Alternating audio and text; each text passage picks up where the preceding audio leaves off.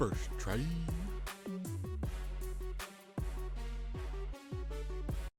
Good morning, good afternoon, good evening, no matter where you are. Hope you all are doing well. Welcome back. We online. Took us a minute, but we online. Let's go. We ain't outside. We online. What's going on, everybody? Thanks for hanging on. Class isn't canceled. We're back in the building. We online. Third try. I was a dum-dum.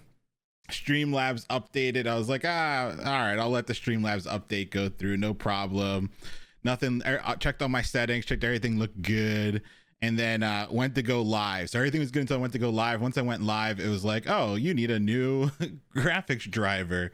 So then I had to go get the new graphics driver, and that was some fun stuff. But we're back, we're online, we're ready to continue the best week ever. Thank you for being here. I think I should probably send out another we're actually live message. Let's go ahead and make sure we actually let folks know that we're here. Cool, we're gonna do that real quick. Looks like we're looking good. Everyone can hear. Looks like we're doing good. All right, let's send out one more message.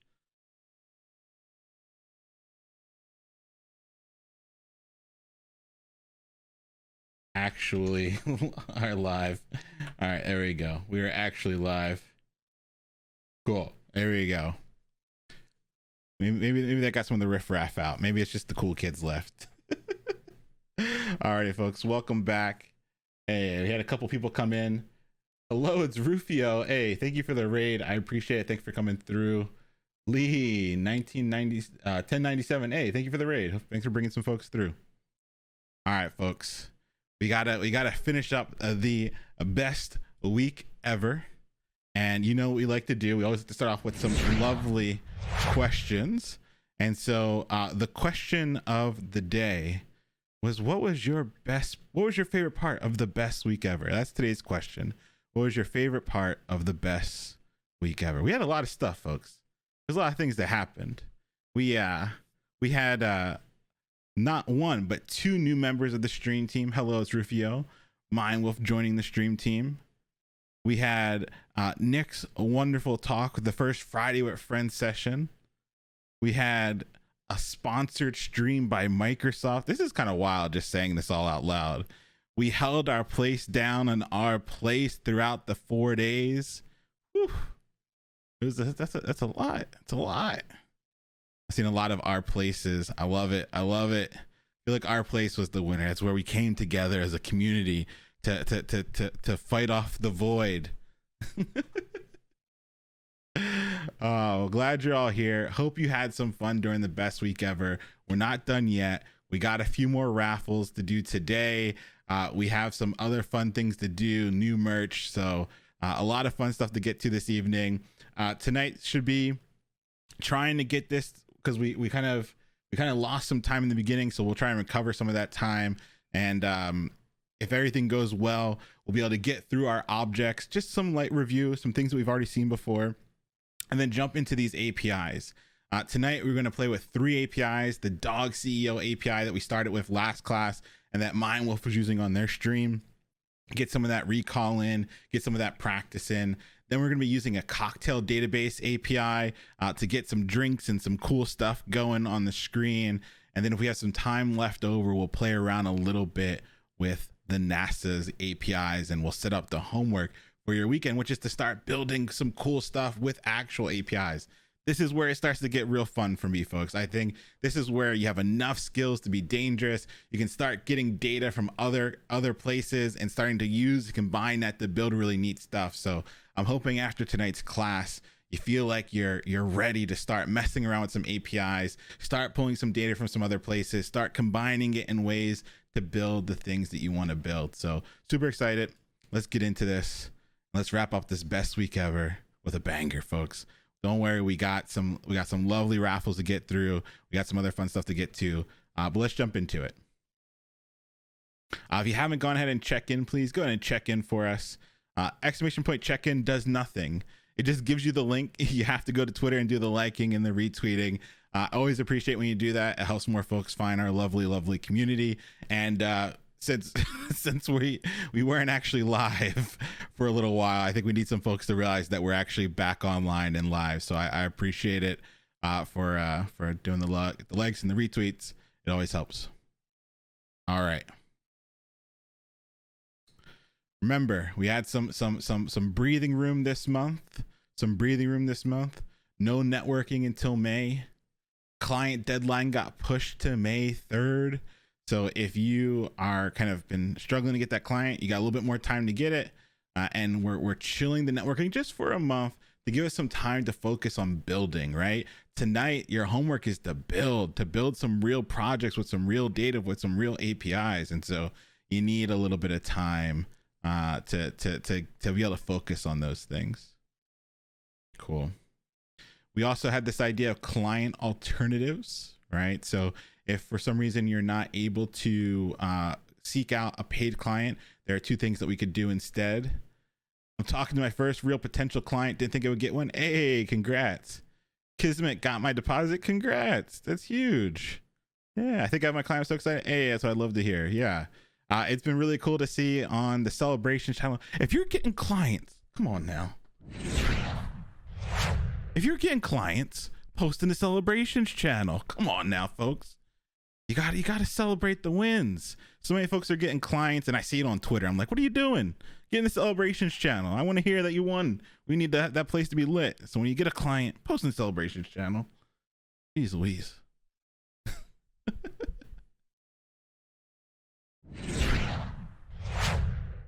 Got a paid client, and I just did one for charity. Nice. Client alternatives. You can remember you can volunteer for a grassroots org. So if for some reason you're not able to get a paid client, some folks have visa issues, things like that. You can volunteer for a grassroots organization, but you still do the full process. You still have a client. You still have a contract. You still have a proposal. I just got my first $7,000 client. What? That's wild. Congrats. That's huge.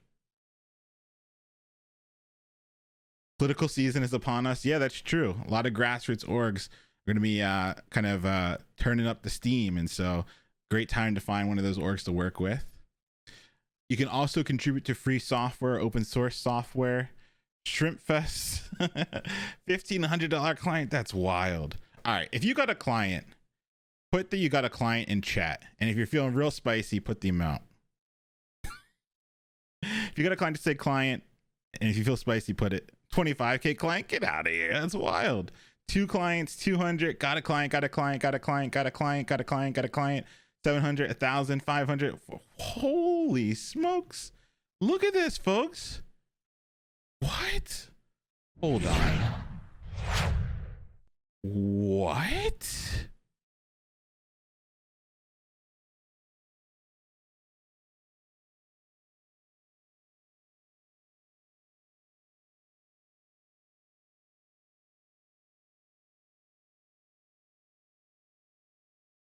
Bruh.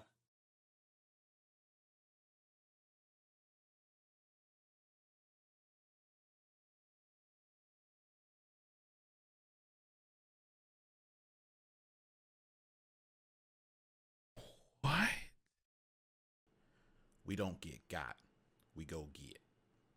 Holy smokes. What?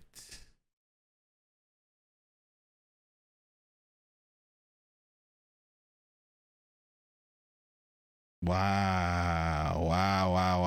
Wow. That's huge. That's huge. Wow. Super proud of all y'all. I didn't think we'd get that many that quickly. That's pretty wild. Wow, you broke me for a second. Damn. We out here. We online, folks. I don't know what else to say. Damn. Look at us go. Look at us go. Let's go. Damn. Damn. All right. Well, I got to stop myself from crying for a second. We're doing good. All right. No waterworks yet. That's wild, folks. Congratulations, everyone that got the client, and congratulations, everybody still pushing, still trying to get the job done. That's wild. Alrighty, folks. Whew. Well, a lot of you don't need the alternatives, but they're here. Volunteer for a grassroots org or contribute to free software. Because we talked about this on Tuesday. The idea that a lot of stuff can be assuaged or smoothed over when you have a paid client, and that's why it's so important. Cool. That's wild. Congrats, everyone. Also, YouTube, we're up. We're we are kind of almost caught up. The Git and GitHub class just went up on YouTube today. You'll see Tuesday's class. I'm gonna edit it as much as I can, and I'm probably gonna make it unlisted. So Tuesday's class will get edited and probably be unlisted. If I can remove the names, I will do it. So I'm not making a promise yet, but I'm going to try and get it because a lot of folks have asked for it. But if I can edit it in a way that I think makes it look good, we'll make an unlisted video. Otherwise, we are caught up on YouTube. So people are also posting they got jobs already. This is just wild. Give me a moment, folks. Whew. Damn. Cool. Other than that, YouTube should be caught up. You know what? Fuck it. This.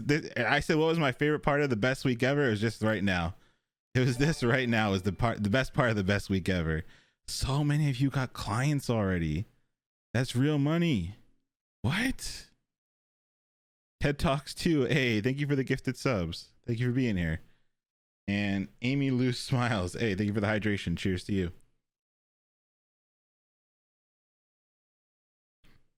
This really is the best week. Exactly, Indifferent. This really is the best week ever. Holy smokes. Whew. All right, folks. YouTube's caught up. I try to post as soon as I can. Remember, we always have a delay because Twitch, part of our partnership agreements, we can't post right away. So I know a lot of folks do like to catch up on YouTube. I don't monetize the YouTube, so there's no ads there. So if you've been like watching the VODs here on Twitch, you're probably gonna have a way better experience on YouTube, just because there's no ads. So if you feel like you need to catch up on some of the videos, probably use YouTube instead of the VODs. And yeah. Leon being stunned that his method works. I know it works, but it's also a whole different thing to see like 100+ people show out that they've gotten paid clients in like one go. That's pretty wild. Also, a lot of you don't actually type in chat. Coming after you. So I know there's even way more. So that's pretty funny. Cool. Best week ever. All right. Merch. So many folks wanted merch. So we got some merch options. It's not open yet. You wild folks. It's not open yet. So many folks wanted merch. I gave you a couple days heads up.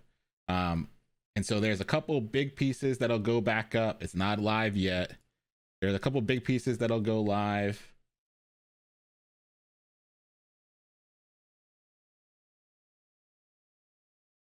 And let's see. Boom. There we go. Is the merch go down already? I think it went down already. Oh boy. I don't know if I can even show it. It won't even let me show it.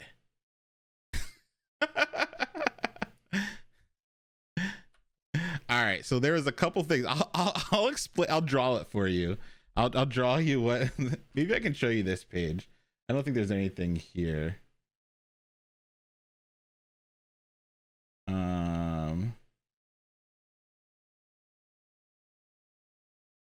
I guess I can take screenshots on my end. Let's see. Boom. All right, so it was the same as last time. We had the OG 100 Dev software engineering shirt and in both kind of like normal cut and then kind of a like the more rounded cut. And then we had 3 new items that were in limited stock, and I literally don't think it can like load fast enough. It was wild. So I'll pull it up here. Here are the other ones that are not loading for some reason. We had we had a very, very, very exclusive 100 dev shirt just to see how the print worked. We had the Our Place lovely pixel t-shirt, and then stickers as well, because I wanted there to be like a way cheaper option as well for folks that wanted it. So if it all sells out, we'll do another run. But I always want to do like limited stuff whenever we do launch it. But yeah, it looks like merch went down real quick. I literally opened it while I was talking. Okay, here we go. Oh, cool. We're good. All right, so merch should be up now. You could see the stuff that's still here, super limited quantities. And there's the lovely limited edition stickers from Our Time and Our Place. We have our limited edition Our Place t-shirt. The 100 devs in, this is Source Sans Pro, which is my favorite font, plus the 100. Folks asked for it. It's a little bit of an inside joke because I always use Source Sans Pro for everything. If you know, you know. The OG search for folks that wanted them. And then we have the lovely OnlyFans match fanny pack. Everything here is at cost. There's literally no profit on any of this stuff. As cheap as they will let me sell it is what I sell it to you all. There's no profit to be made on any of this stuff except for the fanny pack, because I find it hilarious to charge full price for it. So all of these all of these are zero, like no profit on them at all. And then the fanny pack is the max they would let me sell it for. I sell it for max because it gives you the OnlyFans match, and I can't sell my body for that cheap. Cool. Alrighty. So that's merch. More folks asked for it. If it sells out, we'll do another run in maybe a month or so. Maybe it'll be like a monthly thing. But I really, a lot of folks asked for the Our Place, so I made the stickers and the t-shirt because I think that was a really fun experience. So merch is up.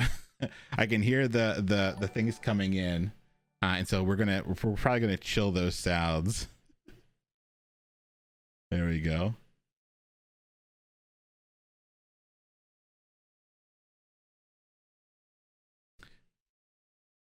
And one of these days we're going to do our own merch. And so there is, the shipping is more than the sticker. Sorry. I don't know how much shipping is on the sticker.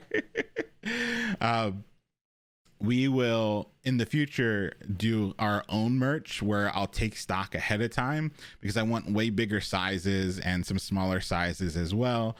So this is kind of like the testing ground to see what works. And then we will continue from there. So everyone asked for it, you got it. Merch is in here. I'll let you all kind of panic through that, and then like I said, maybe like every other month thing, we'll do more merch, some limited edition stuff, and some of the OG stuff. The hoodies were all out. And so like the hoodie, the quality that we really liked, they did not have them like in stock right now. And so we'll bring the hoodies back, hopefully like the next merch drop, because I know a lot of people want them. It's just that the quality one that we really liked, they just didn't have them right now. So next time they're back in stock, we'll do another one. Yeah. Massive shout out to Octo Shrimpy, who designed the Our Place version. Yep. So the logo for the that we actually placed in Our Place was done by Octo Shrimpy. Thank you for pasting that. And that's the design we actually put in Our Place. So Octo Shrimpy, I got a shirt coming your way. So Octo Shrimpy, we got one coming your way. Just send me a mod mail, please.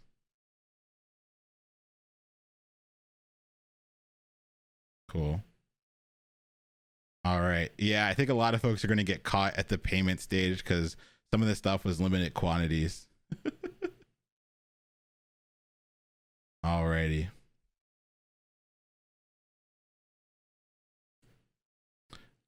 This is the best week ever. but it's the best week ever because quite a few folks has helped us get here along the way. I really want to do something bigger, but there are some thank yous I would like to say today. This best week ever has honestly been the best week ever. Seeing everyone come through to come support the new members of the stream team, to come to our first Friday with friends in huge numbers. We literally locked down the top of the software and game development category. Like, we just lock it down. Hello Rufio had number one on the science and game dev category the entire time. Mayan Wolf, number one on the science software and game development category the whole time. We lock it down, right? We had 700 plus people come to our first Friday with Friends. This is wild. This community is massive and it's amazing. And I think it needs to be said that it doesn't happen this way like an accident, right? It's the hard work of everyone that's here. It's the hard work of all the folks that show up time and time again, that come to class, that type in class, that show up on Discord. It's because of y'all. And behind the scenes, there are a lot of folks that actually help make this run really smoothly. So I want to take a second to say some thank yous. And then I want to start maybe like highlighting a person every week, because I just don't think folks realize that it's not just me, that there's a lot of folks behind the scenes making this all happen. So I want to thank the mods real quick. So Blah, Cat Emotion, I'm going to use like your Discord names because I don't know if you want me to use the other names. So Blah, Cat Emotion, Divker, and Different Ghosts, Jennifer, Chris, Miriam, and Kieran. Thank you. I call him Memphis. Thank you so much to all the mods. I don't think you realize how much stuff they do on a day-to-day basis, answering questions all throughout Discord, filtering out weird messages, making sure the community is upholding to a great community to be a part of, making sure our rules get enforced. It doesn't run well without our lovely mods. So thank you. Each one of these mods has something that makes them amazing and makes them make this kind of go smoothly. So I'm going to take a second just to say an individual thing for each one, and then I will, like I said, do something bigger as we kind of go throughout the weeks. Blah, right off the rip, any of the big improvements you've seen on Discord or part of the community has been their hard work. If you're in a study community, it's because of their hard work. If you if you are seeing any of the newer stuff we're doing to try and bring people together, that's all Blah. That's not me, that's Blah. So Blah has an amazing ability to work not only with the folks going through the cohort, but our alumni, bring people together, build community, and then they're also creating content too. Like, what? So thank you, Blah. Cat Emotion shows up when we need them the most, is always there to kind of lift folks' spirits in some of the channels that we have that are newer, and always appreciate their help here on Twitch as well. One time actually putting it into emote only mode, giving me a small heart attack as I didn't realize what was happening, and bringing it back. But really one of the most positive people I've ever interacted with, that brings joy to this community in untold ways. In Different Ghosts, come on now. So many folks are getting jobs because of the help Indifferent has given folks. The attention, the helping look at code, the being a sounding board for so many questions. Every time I go into the Ask Leon channel, Indifferent is there going to battle and answering so many questions for the community. And so I would be swamped without Indifferent's hard work. So thank you, Different Ghosts. OCC is the most articulate person I have ever come across. We will have somebody that will send a mod mail where I am absolutely stumped on how I'm going to respond to this person, and then I refresh, and OCC Jennifer has written out a beautiful reply that makes the person seen and heard, and answers their question in a way that I just probably wouldn't be able to do. Chris is in a similar vein in the channels where the questions are the hardest. Chris is in there making sure that they're pulling in resources, making sure people have a good direction. And I would not be able to answer the amount of questions I answer without Chris jumping in there and pulling everything together, specifically in the Ask Leon channel. Divker makes the server run. I don't think folks see this a lot, but the server runs because of Divker. All these little things that would slip by my mind, they see, they bring up, and they help us work to fix it. They're always answering questions. They keep a pulse on everything. I actually don't know how they are in so many channels, but Divker is able to just the overseer. And whenever something's going down, they're the first to see it. They bring it to our mod chat. We're able to handle it. So many things that would have been distractions to the community, so many things that would have been things that we don't just want here, that we want to fix and solve, has come because of their hard work. Miriam is someone that brings a lot of joy to Twitch. They're the person I see the most on Twitch out of anyone else, just kind of answering questions, being here, and then showing up in a different time zone, which leads us also, I'm going to call them Memphis. I've always called them Memphis. Kieran, Memphis, we're a global community. And the bulk of our folks that are on the mod team are not in a different time zone, but Miriam and Memphis are, and they show up. And when Memphis shows up, it's always the most warm, kind response that you could ever possibly think of. Always saying hello, making sure that folks feel welcome. And so I just, the community would not have been shaped the way it was shaped without Memphis showing up to be welcome and kind to folks, especially when everyone else is asleep. There's some other folks too that I want to mention just quickly. Telescope Thieves, they're technically a mod, but they lead our project team, and they actually help us build some really beautiful things that we're going to hopefully bring to y'all very soon. So I wanted to throw that out there. And then we have two other mods that are OGs that I just want to throw it out there. Alyssa, Okayla, they held it down for the longest time for us. And they're, like I said, there's so many folks that I want to thank. There's so many folks that make this community run and be able to do the things that we do. So this is just the start. I really do want to give praise to a lot more folks, to the stream team, the folks that put themselves out there for others, to benefit others, for everyone that shows up, all the folks that are mentors and helpers on the channel. Thank you. But I needed to end the best week ever by throwing at least some of those praises out, because this community is an amazing community. It's helped so many folks learn how to code. It's helped so many folks get jobs. It's helped so many people get clients that we just saw today. Like, my mind is blown, and it doesn't happen without it being intentional, without it not being an accident. And so these folks give up their nights, their weekends, their days to make sure that this continues to go on. So I want to say a huge thank you to everyone. And then also a huge thank you to you. We're a big community now, a big community, thousands of people. Our Discord is almost at 30,000 people. That's huge.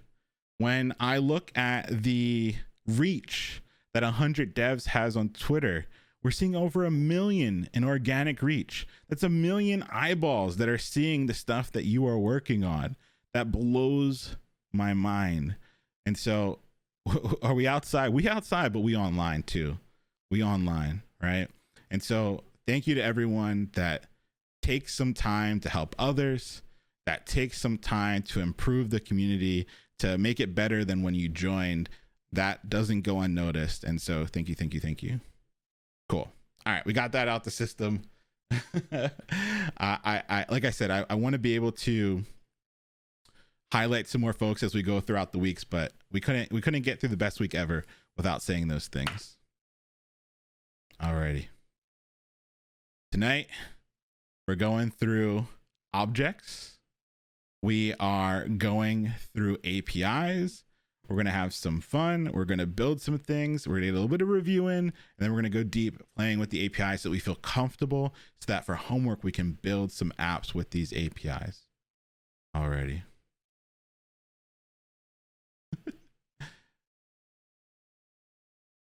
People are, oh yeah, this is actually something that this is actually something to bring up because we got through the good stuff. People are starting to talk about people not showing up for coffee chats. I don't think it's 100 devs. I really don't. I think the folks that are here, that are showing up, that are part of this community, wouldn't do that to people.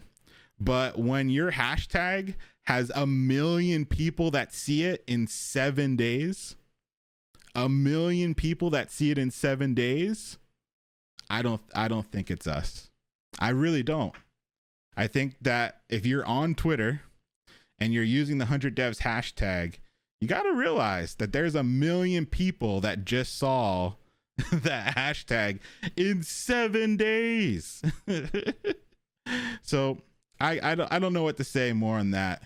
I think the real community is honestly on Discord. I think Twitter has its place, but come to Discord. That's where most people hang out. You don't have to worry about the riffraff that are out there.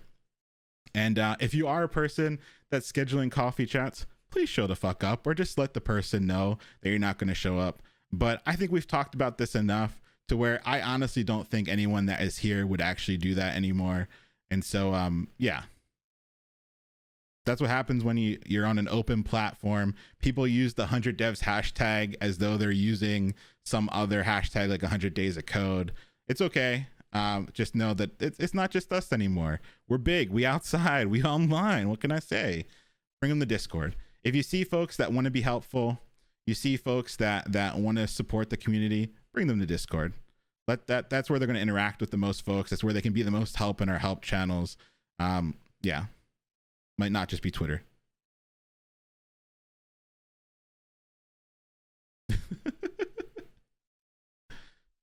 Yeah. We had 1 million eyeballs on that hashtag in 7 days. 1 million in 7 days. That's wild. That's so wild. But so with all the good that comes with that, so many folks coming and joining our community, joining our Discord. Our Discord has grown by 10,000 in what, like a month and a half? Like, yeah, come on now.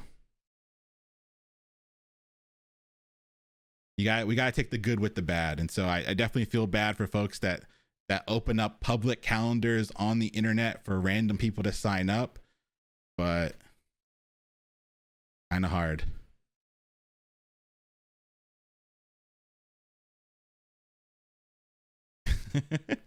Change the number.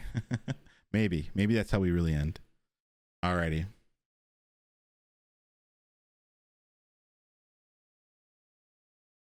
So tonight, let's start with a little bit of review.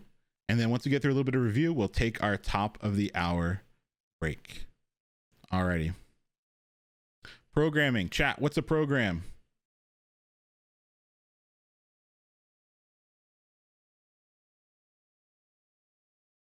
It's a set of instructions. Exactly. It's a set of instructions that we write to tell a computer what to do. And therefore, the act of programming is writing those instructions in a language that the computer can understand. The language that we write that the computer can eventually understand is JavaScript. And we're starting to get into the groove with JavaScript, folks. We're starting to see some of the realness of it. We're starting to see we're moving from just patterns to maybe understanding what's happening when we look at our code. When we used to see like document.querySelector.value, we didn't know that value was a property and query selector could be a method and document was an object, right? But now we can start to see what's happening underneath the hood a little bit as we start to go deeper. And part of that is getting comfortable with objects. And we need to get comfortable with objects because one of the main paradigms we're going to use going forward to help us bring structure and organization to our code is something called object object-oriented programming, right? Object-oriented programming. And so to get there, we have to feel really comfortable with objects. And so we're going to have quite a few classes on getting through APIs, because with APIs, we can play with our objects. And then once we're feeling really comfortable, we'll introduce object-oriented programming. We'll get comfortable with this like really important coding paradigm, and then we'll move on to the back end. We do have to do something important. Thank you for mentioning it in chat. We haven't done the newsletter raffle yet. And so I'm just going to go ahead and grab all these Twitch names. It's a lot. Remember, folks, it pays to open the newsletter. If you're not on the newsletter, ! Newsletter, follow that link, sign up for the newsletter. So many folks have won t-shirts and amazing raffles from the newsletter. So for those that opened up the newsletter and filled out the secret form that was in the newsletter today, this one's for you. I see folks trying to fill it out now. You know what? You're in here. If you filled it out right now, you're good still. All right. So let me pull this name picker here.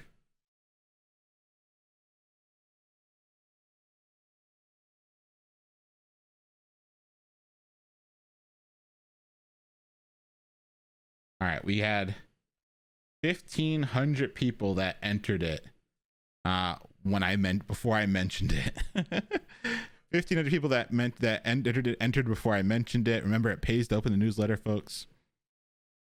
Sometimes there's a secret raffle in there. Sometimes they're not. I don't know. You got to open it. You got to see. Also, all the goods come in the newsletter first. So many raffle bots in chat. Nah, they're not raffle bots. They're just really eager people. Alrighty, Patty D9, congrats on your t-shirt. I will send you a whisper here on Twitch. Everyone that won raffles up until today, you should have received a whisper from me on Twitch. And for folks that had even older ones that were mod mails, you should have received a message from me already. If for whatever reason you won something and you have not heard from me, send a mod mail, please. But you should have heard from me already. Patty D, I'll get to you after stream. Write that down.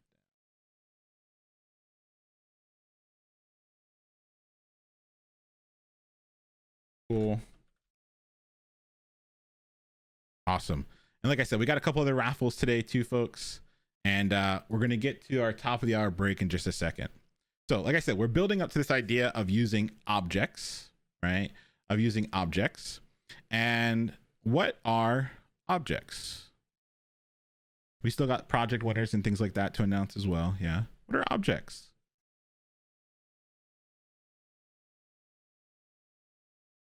Everything. Exactly.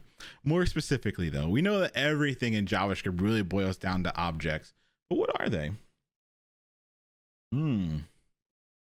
They are collections of variables and functions. I like that. But they're collections of variables and functions. But when these variables and functions are tied to an object, what do we call them?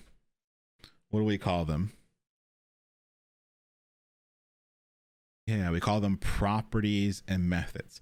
So if you know what a variable is, and you know what a method is, if you know what a function is, you know what a variable is, you know what a function is, and you combine them into one thing, you're dealing with objects, right? An object can have a bunch of variables, a bunch of methods that are tied to it, but we call them properties and methods. All right. Now, I like to think of objects when it comes to physical objects. And so what I would love for us to do is to take our break. And then when we come back, we're going to think through some physical objects. We're going to think through how to build out a constructor again. We're going to see all the things that we got into with objects beforehand. We're going to do that. We're going to take our break. We'll come back. We'll start with our physical objects. And then our goal is to get to building a constructor together today and then moving on to APIs. All right, folks, let's go ahead and bring up a 5-minute timer.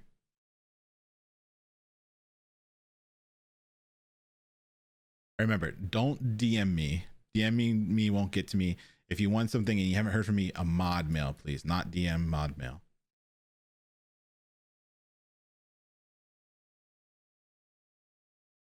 Alrighty, folks, putting 5 minutes on the timer here.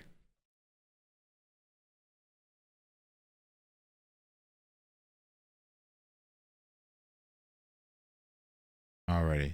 If you're able to, please get up, move around, hydrate, and I will see you in 5.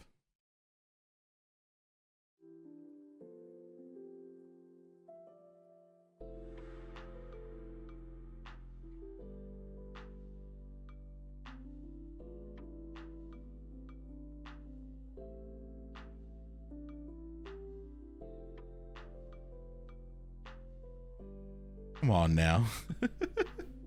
Well, we added 2 minutes to the timer, so let's when this gets to 4, I'll change it to 6, and I'll run some ads as well.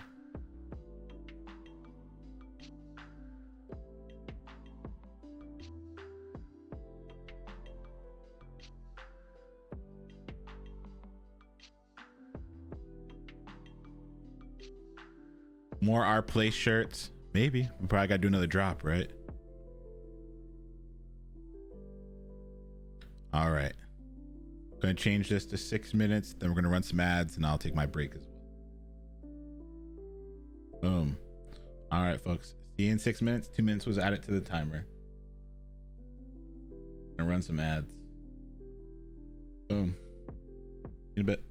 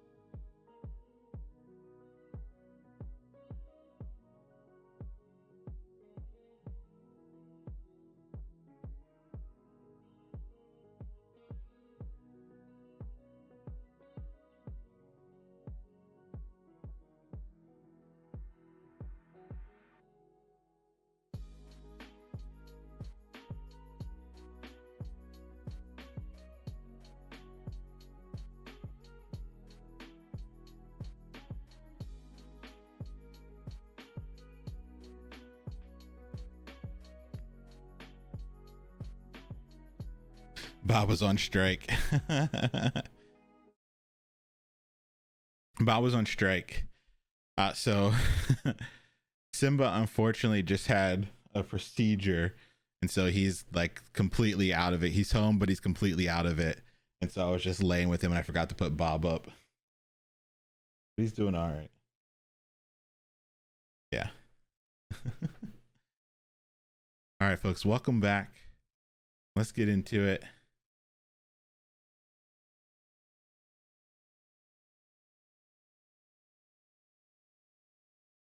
Alrighty, so we had two questions. How do I submit the homework? No homework to submit tonight. No homework to submit tonight. Oh, Scotty from Strange Parts raided and we were on a break. Get out of here. Strange Parts, hey, thank you for the raid. Hope you are doing well. Hope your stream went well. Hope you're feeling better too. Hey, no worries. Thank you for being here. Thanks for the raid. Welcome. Yeah, we had a lot of folks that really enjoyed coming and hanging out with you the other day and seeing you. I hope you finished the wood rack that you were working on. But thanks for stopping by, Raiders. Thanks for the raid. Hope your stream went well. Alrighty. See, this is the best week ever. So we're wrapping up the best week ever, and so come on now. Strange Parts is hands down. I'm gonna say one of, like, definitely my favorite YouTube channel. Like, hands down my favorite YouTube channel. I've watched all your videos like way too many times. So I appreciate you coming by. Thank you for bringing the crew, and hopefully we can stop by your way again soon. Thanks for the raid. Alrighty. So we had two questions that I saw as I came back. Let me see if I can let me see if I can put the YouTube channel in. Let's see. Let me pull it up real quick.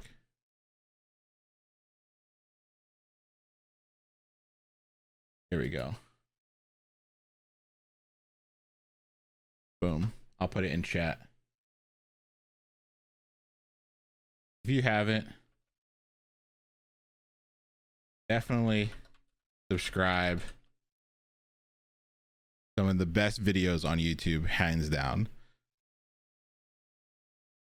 Cool. Alrighty. We had two questions that I noticed as we were coming back. One was homework. Nothing to submit for the homework. You had to do it, but I don't need you to submit anything for it. And going forward, almost all of our homework will be submitted on GitHub. So if you haven't watched the GitHub course or the class that we did that was sponsored by Microsoft, make sure you catch that video on YouTube. Make sure you watch it. That way you feel a little bit more comfortable with Git and GitHub. And then next week, we're going to walk through submitting the actual homework on Git and GitHub. Yeah. So the idea here is that you will eventually stop using like the Google Forms and weird stuff like that. And we'll submit all of our work on Git and using Git and submitting it on GitHub. And so if you haven't caught up with that class yet, please make sure you do. Maybe rewatch it just so that you feel more comfortable with it. Practice pushing up some stuff to GitHub, and then we'll start using that to submit for class again. Cool. The other question I saw is, what are some practical uses of objects? And so we're going to see that today. One of the beautiful things about objects is that they're used all throughout JavaScript. Whenever you're trying to build anything, you're going to be using it in a series of a bunch of objects, right? And so we're going to eventually get to a way of thinking about anything that we're building that's going to be in an object-oriented approach, right? So right now, it doesn't have to be something that's like a wild connection that you have in your brain yet. We're still kind of gathering all of our tools. And once we have all of our tools, we're going to use these tools to not only build stuff, but to kind of think about our code in a very specific way. And so, yeah, it seems a little weird. We're building cars and Tony Hawk Pro Skaters and other weird stuff. But eventually we have all these tools and we understand the mechanics behind them. And then we can kind of change how we build going forward. So that's the goal. And so it really is just a collection of properties and methods of these kind of functions and variables. But whenever we're building anything, we can think about those things in terms of a collection of variables and functions. So whether it is a board game or a even kind of like building out some of the core functionality of our web applications, it's all going to come down to objects at the end of the day. So give me a little faith to get there. We need a little bit more tools in our tool belt. I don't like jumping straight to that because I think it's too hard to take it all in one go, but we're building up to it. We'll get there. Cool. For now, let's worry about like what an individual object is, right? What an individual object is. And that individual object, we can think by starting off of just a physical object. And so the object that we've talked a lot about during class is just a stopwatch. A stopwatch is great because it does have a really strong collection of properties and methods. What are some properties of the stopwatch we have on screen?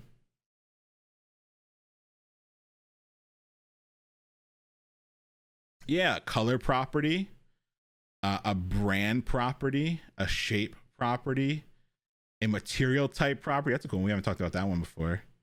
A weight property. That'd be a cool one. A model property, even like a minute, seconds, and milliseconds property, right? And so notice how we're all talking about the properties, and then all these properties have values.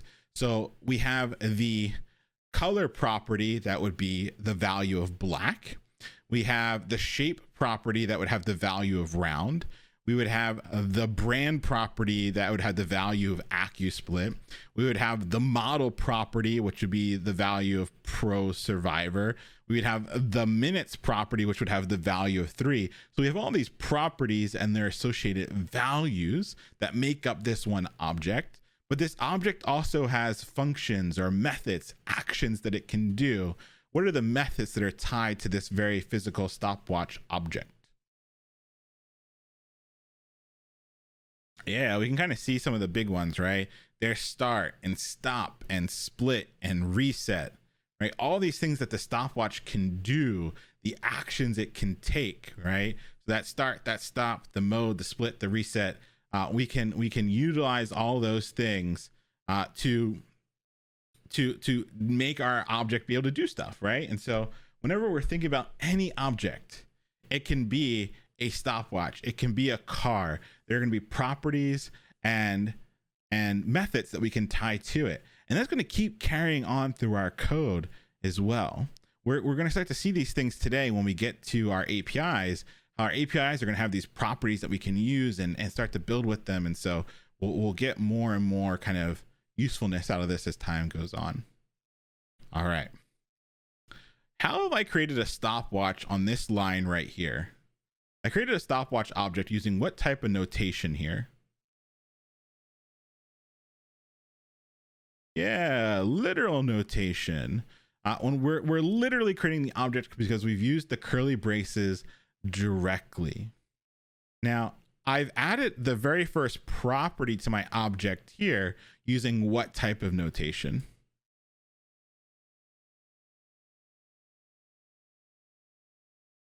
Yeah, dot notation, exactly. So I've literally created an object on this line, and then I added a current time property that had the value of 12, and then I added a tell time property, right? A tell time property that, sorry, not a tell time property, a tell time method. How can I tell that this is a method?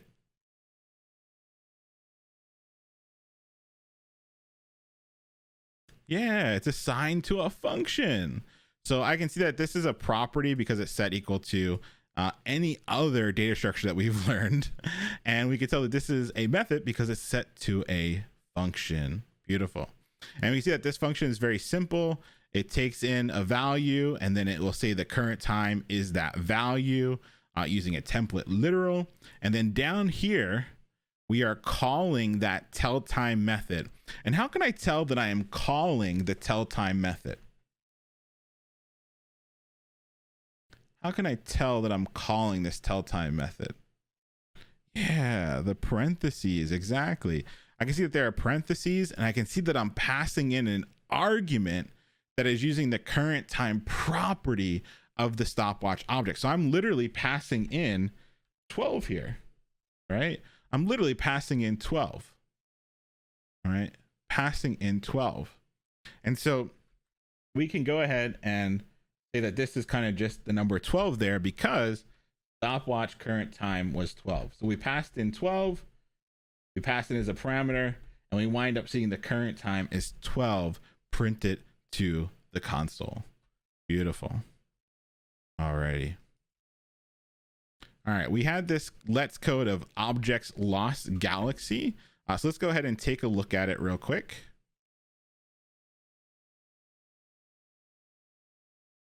And we created a dog object before. Let's chat. What's a different object that we could create? Not a dog. We've already created a dog. What's another object that we could create? Pizza. I like pizza. Pizza's a good one. So let's change this to create a pizza object that has 4 properties and 3 methods. And I don't want you to use a constructor. Wait, it's just coming through. The notification is just coming through. Strange Parts, thank you again for the raid. Thank you for bringing your crew over here. Thank you for all the content you put out. I love it. All right. So this is in the Objects Lost Galaxy folder. And if you need the materials, maybe you're new, maybe you came here with a raid, you can get all of our materials on Discord. So if you do !Discord, you agree to our rules. There's a follow along materials channel that has all the materials that we're going to be using, including our APIs today. So you definitely want the materials if you're going to be hanging around for a little while longer. So I'm going to put just like 3 minutes on the clock here. Even if you've got this down pat, really try and build this out. Go for the win here. 3 minutes on the clock. You got this.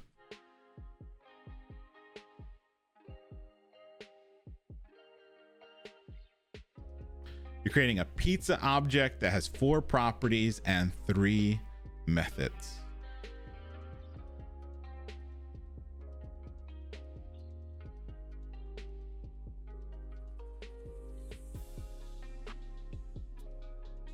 Yeah, you got to agree to the rules, and then you'll see a follow along materials channel that has all the materials in it for today. Yeah, it said dog. We already did dog though, so let's swap it to pizza.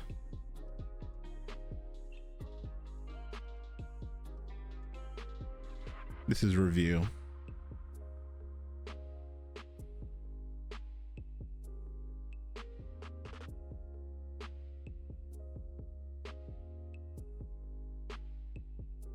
All right, folks, 2 minutes, and we're gonna go over it together. Don't worry.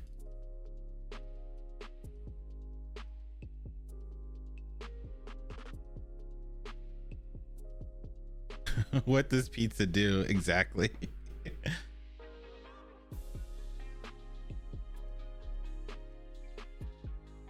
Ooh, I like that. Pizza toppings as an array. I think that's a cool idea.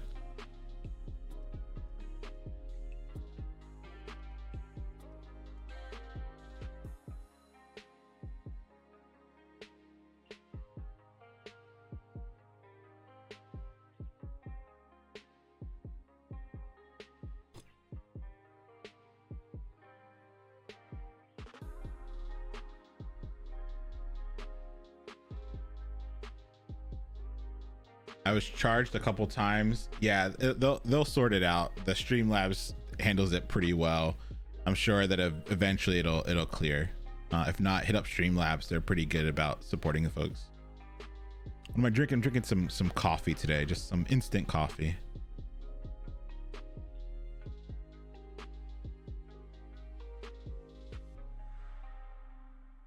All right, 45 seconds, and we'll go over it together. Instant sacrilege. Sometimes that's all you got time for. It was a long day. I drink coffee at this time of day, I'm up forever. There's one beautiful thing about being bipolar and taking medicine that knocks you out. It doesn't matter what I do, as long as I take my meds, I'm out.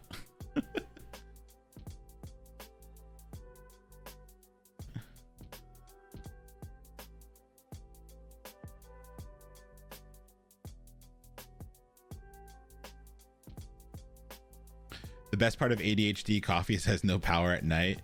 So it's actually interesting. Coffee ain't got nothing on Seroquel. Exactly.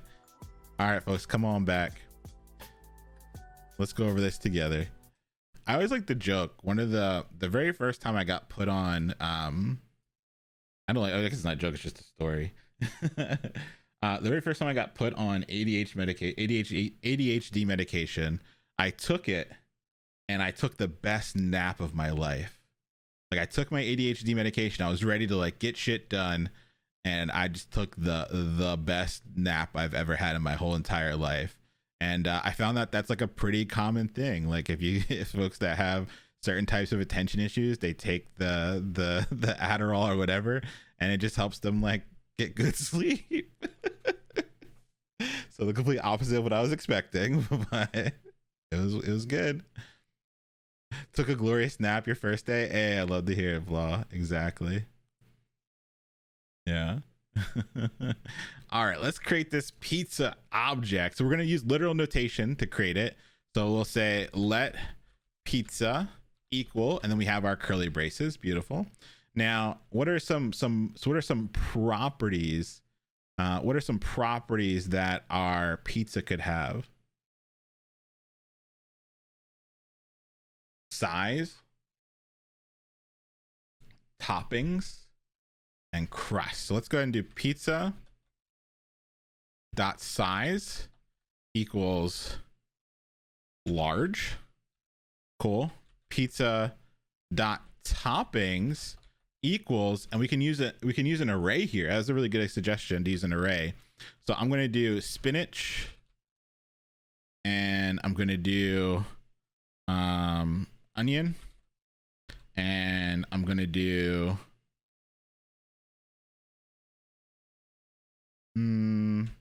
jalapenos. Yeah, we'll stop there. Or banana peppers. I could do banana peppers too. Can never spell banana. Banana peppers.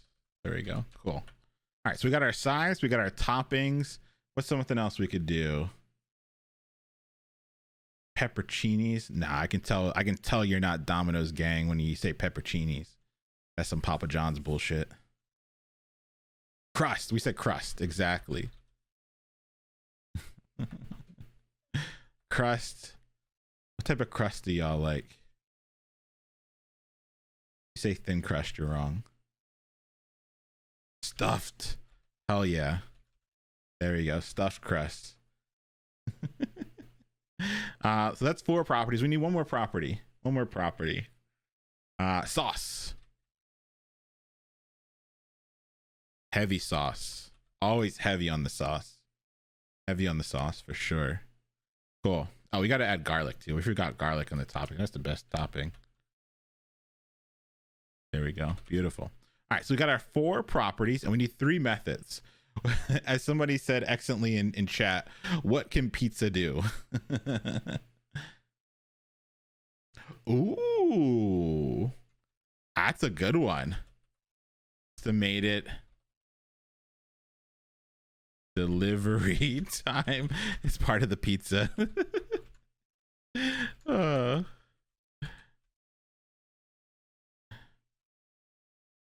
me say console.log calculating pizza dot burn mouth.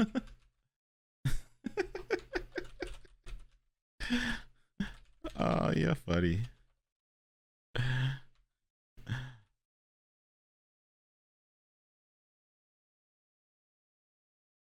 There we go. All right, and what's the last one? Let's see, what's one more we can do?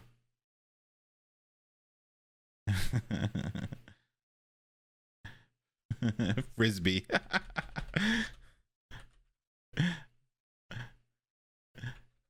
I have no idea how to spell frisbee. There we go. Frisbee equals, and we're just gonna say console log. Yeet. There we go. Nice.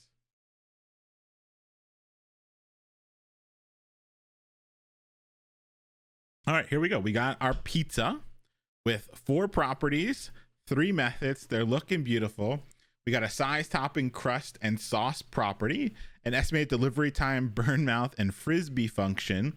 Now, if I wanted to create another pizza, what would I have to do?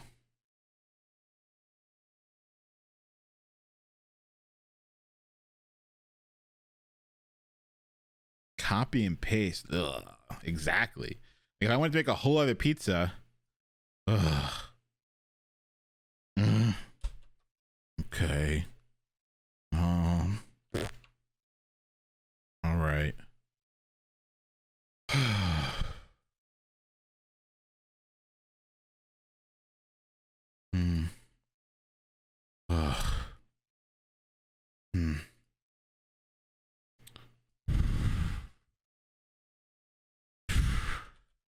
All right, so now we're pizza 2.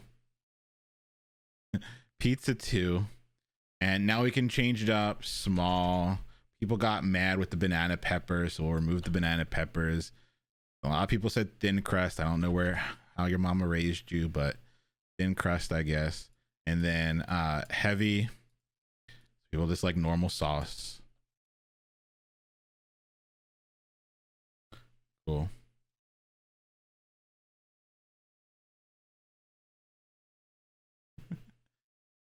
All right.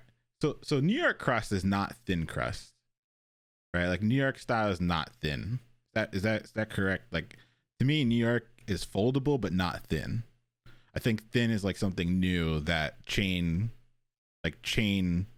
restaurants made up to like serve you less food.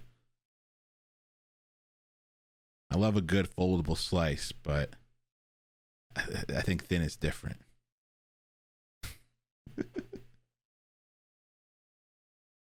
All right. So what all this humming and hawing was, if I wanted to create another object, I would literally have to like copy and paste, right? Did I not copy and paste? What? There we go. Not only did I have to copy and paste and change everything, if I wanted to keep making more pizzas, I would keep copying and pasting over and over and over again, right? And each time I copy and paste it, I'm taking up more memory, and this code is not very what? This code ain't what? This code ain't dry. We online. We can't be writing dry. We can't be writing wet code anymore. We online. Can't be writing wet code. It's just not dry. So how can we solve this problem of wanting to create a lot of pizzas? Like we like Domino's comes through, they're like, Leon, pull up, we need you to make a bunch of pizzas. What can we create that'll enable us to make a bunch of pizzas? A constructor. Exactly, a constructor. It's a pizza machine, right? It's a constructor. The constructor will enable us to make as many pizzas as we would like. And so we solved this idea of a constructor already. We tied it to the idea of wanting to make a bunch of cars coming out of a car factory. But we could do the same thing for any type of object, whether we want it to be a pizza or a car factory. So let's go ahead and keep that pizza machine in the back of our brain, because we're going to build a constructor that is for our pizza. So let's keep that pizza machine in the back of our brain. When we get to build a constructor, we will use the pizza to build our constructor. But let's look at the constructor syntax first, and then we'll build our constructor together. So here we have a constructor to make a car. The idea is that I can write my constructor once. I can write my constructor once, and then I can make as many cars as I want. Eventually, I'm going to make my own constructor for my pizza. That way I can make as many pizzas as I would like. Now, somebody asked, like, why? Like, why? Well, one is that we don't have to keep rewriting code over and over again. But eventually, we also get to unlock some secrets of JavaScript. That prototypal inheritance that we've talked about in the past. When you're using your constructors, you get access to that. We get eventually access to things like the prototype chain. so we can write exactly more modular code, that we can write code that takes up less memory. We can write code that's more efficient. But to get there, we got to understand what a constructor is, and then eventually what the prototype is. So let's start with this idea of wanting to create a bunch of cars from this lovely car constructor. You can see here that I am creating a function, and that function starts with a capital letter. What the heck does that capital letter mean?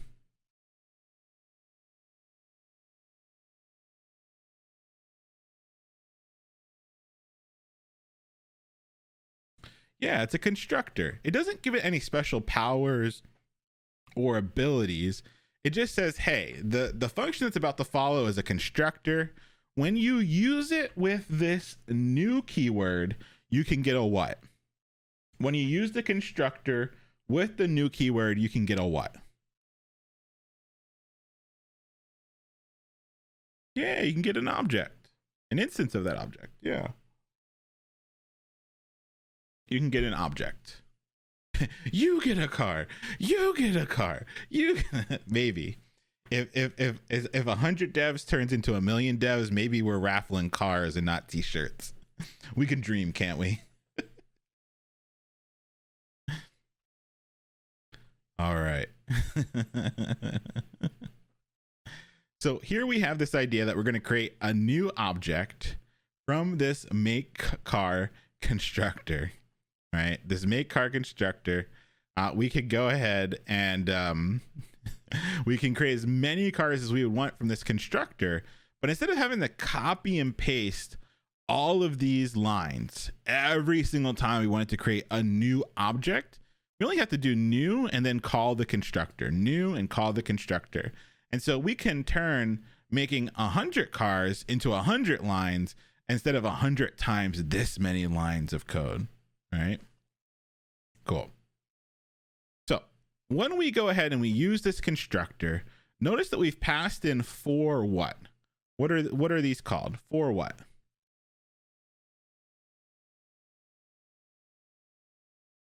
Yeah, we're passing in 4 arguments, and those arguments are going to be placed into the parameters of the constructor. So Honda finds its way into car make, Civic finds its way into car model, Silver finds its way into car color, and 4 finds its way into number of doors. So wherever I see car make, it's now actually Honda. Wherever I see car model, it is Civic. Wherever it is car color, it is now Silver. And wherever it is number of doors, it is now 4. Okay. Also, the object that's coming out of it, right? The object that's coming out of it also gets this honk method, beep, beep, fucker. It also gets this lock method, locked. And the cool thing is, whenever you see this dot doors, what is this referring to? What is this referring to? Yeah, the object itself. So how many doors would this object that we just created have? If we ask for this doors, how many are we getting? Yeah, we're getting 4. We passed in 4. Num of doors was 4. So this dot doors is 4. Remember, this is referring to the object itself. Cool. Now, if we want to create a whole new car, well, guess what? We don't have to sit here and type all this crap out again. We can go ahead and just call the constructor again. Don't forget our new keyword, and we can pass in all these values again. Out will come out of this car. What will come out of this constructor will be a car that has the following properties. It'll have a make property, a model property, a color property, a doors property, and 2 methods, honk and lock. So let's go and take a look at this. I'm going to grab this real quick, and I'm going to put it in my terminal. My console, sorry. And now that constructor function is in memory. And I can go ahead and let's just grab the Roadster line. Boom. Let's grab it. Yoink. Beep. Boop. There we go. So now we have created a Tesla Roadster. And if we ask for it, we can see that it has a color property of red, a doors property of 2, a honk method. How can I tell that honk is a method here? How can I tell that honk is a method here? Yeah, I can see that it's like the parentheses, and if I open it, like that F parentheses, let me know that it's a function that's there. Same thing for lock, is let me know there's a function there, so it's a method. It's tied to an object. We can say there's a make property of Tesla and a model property of Roadster. I can even ask for these things. I could say like Tesla Roadster dot make and get Tesla back. Now, there's one other really cool thing. I can see what about this Tesla Roadster. When I asked for all the information that was stored in memory about this Tesla Roadster, what's something that I noticed about where it came from? What can you see where it came from?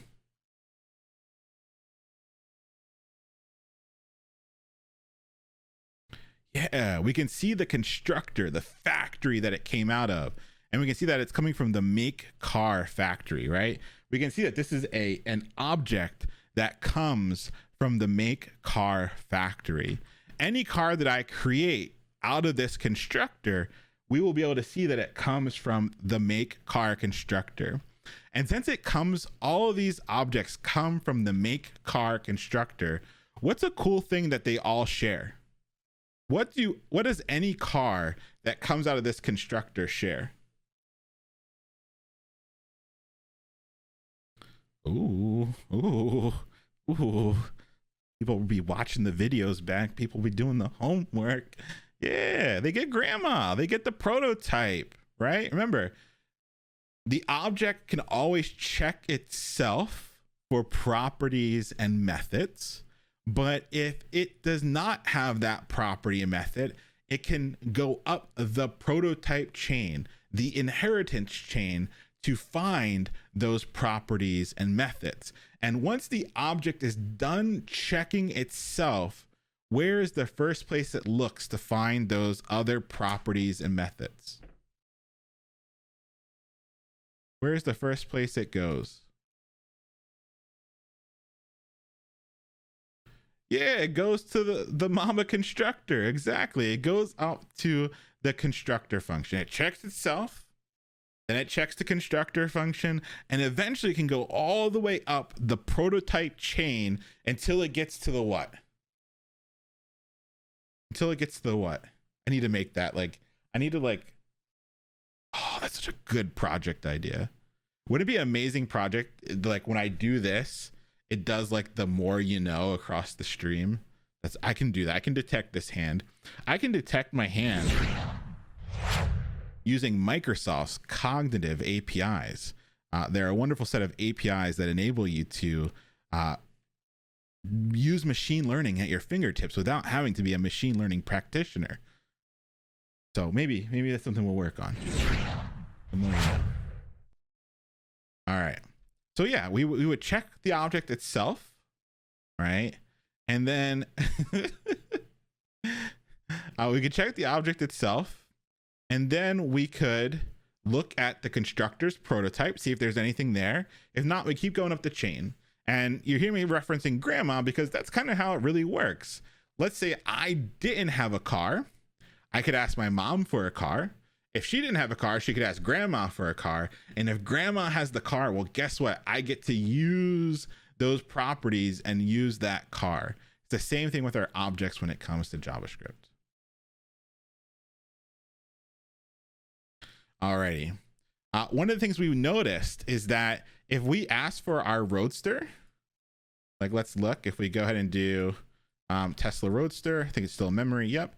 If we go ahead and do like Tesla Roadster dot Bluetooth, we can see that we get undefined. We can see that the Tesla Roadster does not have Bluetooth. And so what we can do is we can actually update the make car prototype. So make car prototype Bluetooth. Now I can do this, and the next time I ask for Tesla Roadster Bluetooth, I get true. What did the Tesla Roadster check first? Because now when I do Tesla Roadster.Bluetooth, I'm getting true. What did it check first? It checked itself first. It did not have Bluetooth. So then it checked the prototype. And since we just gave the prototype true, When we asked Tesla Roadster that Bluetooth, it returned true. It didn't have it itself, right? It didn't have it itself, so it went up to the prototype. I could do this though.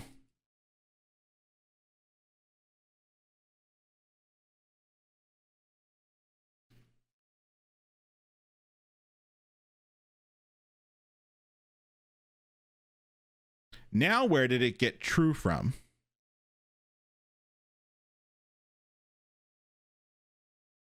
Itself. I added Bluetooth to the object itself. So when Tesla Roadster went and checked Bluetooth, right? Did it have Bluetooth? Yes, it did. That Tesla Roadster now had its Bluetooth. So did it have to go up the prototype? No, it just stopped. Let's create another car from the make car prototype. Let's go ahead and say it's a cool car. I'm gonna give me a car as I get streamer brain. NSX, FRS, Tacoma. I saw a Rivian for the first time. It's pretty dope. R34 GTR. Prius. There we go. Prius. That's what I'm looking for. So we're gonna go ahead and do Toyota Prius. Sometimes I just have fun. Toyota Prius equals new make car, and we have to pass in the 4 properties. So the 4 properties we have to pass in are the make. So this is Toyota. You know what makes a Prius cool? People don't know what makes a Prius cool. Is that you can leave the AC on all night long. So you can, like, if you're going to live out of a car, the Prius is the one to do it. I was really into living in my van for a while. It's a story for another day. But I always wish I had air conditioning. Yeah, you can leave AC running the whole night because it uses the battery, not gas. And then in the middle of the night, if the battery gets too low, the car will kick on just for a few minutes, top off the batteries, and then AC starts blowing off the battery again. Toyota. And then car model. Prius. And then we wanted to go ahead and say car color. And we're going to go ahead and say gray.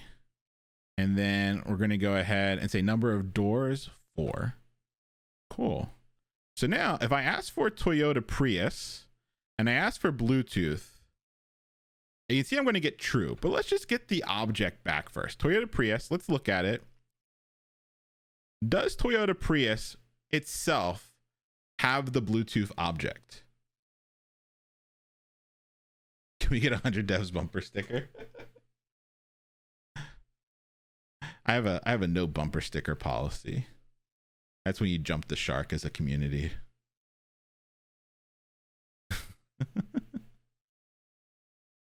Yeah, there's no Bluetooth property on this Prius. Wait a minute. If we look at Tesla Roadster, it has a Bluetooth property. Why does the Tesla Roadster have a Bluetooth property of true, but the new Toyota Prius we made not have it?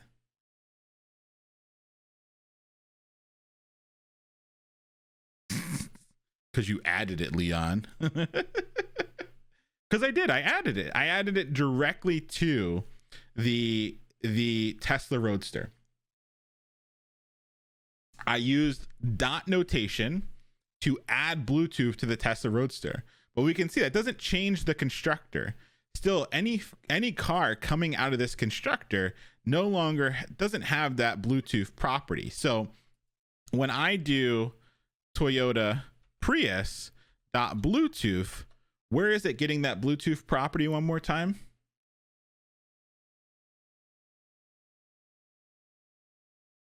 Yeah, it's getting it from the constructor's prototype. The Prius checked itself. It did not have Bluetooth. It went up to the prototype. sorry, it went up the prototype chain to the make car constructor. That make car constructor did have the Bluetooth property, so Toyota Prius has that property. How about if we do this though? Prius.doors.toString. All right. Doors, we know Toyota Prius does have a doors property, and it was a property of 4, right? And we wanted to go ahead and grab that number, that doors that was a number, right? And turn it into a string. Did Toyota Prius have a toString method? Doesn't matter if it was already a string or not. Stay with me. No. Toyota Prius did not have a toString method. Did the make car constructor's prototype have toString? Nah. So where the heck did it come from? It went all the way up the prototype chain exactly to the global object prototype, grabbed toString off of there, and it was able to use it. It went all the way back down the prototype chain, and since the global object prototype, since it had it, we were able to use it. Nice. Thanks, Grandma. Alrighty. Now, let's go ahead and code our constructor. I want to open up, we have a set of an objects constructor fun is the name of the folder. Objects constructor fun is the name of the folder. Objects constructor fun. I want you to create a constructor that has 4 properties and 3 methods, right? 4 properties, 3 methods, and I want it to be our pizza constructor. So make a pizza constructor with 4 properties and 3 methods. We're gonna put 3 minutes on the clock. Get as far as you can go, and then we'll go over it together.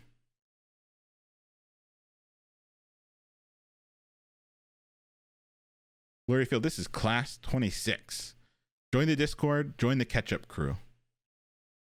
Never too late. All right, folks, 3 minutes on the clock. You got this. Dig deep.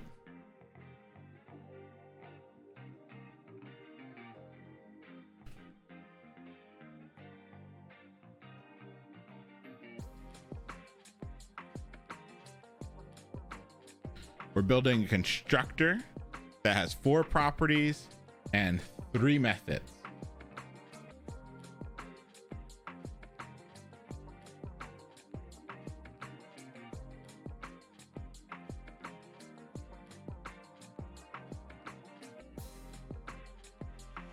Ziggy, they are. They go to the follow materials channel. They're there.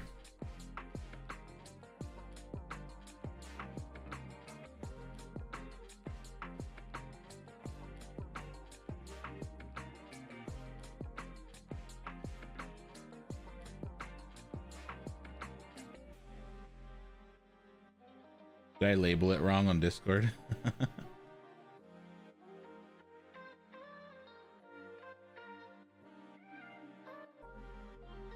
See. No, it says 26.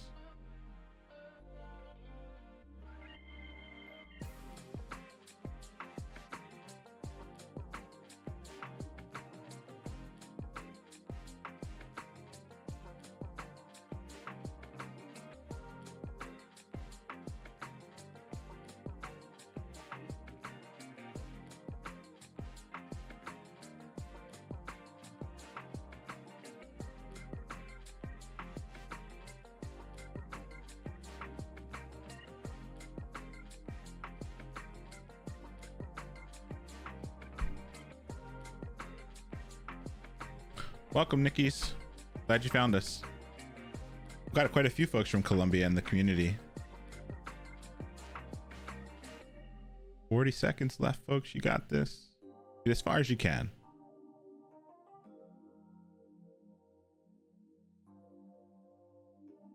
Are objects common in front-end development? Yeah, they're common in front-end and back-end. We're going to use them across our stack as we kind of continue on.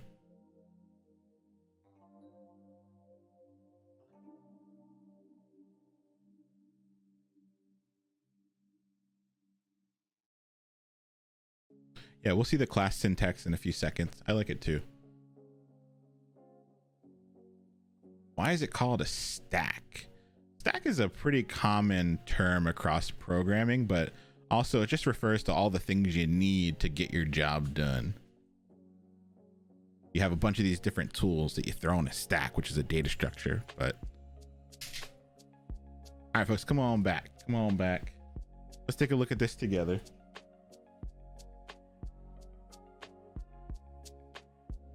Alrighty. So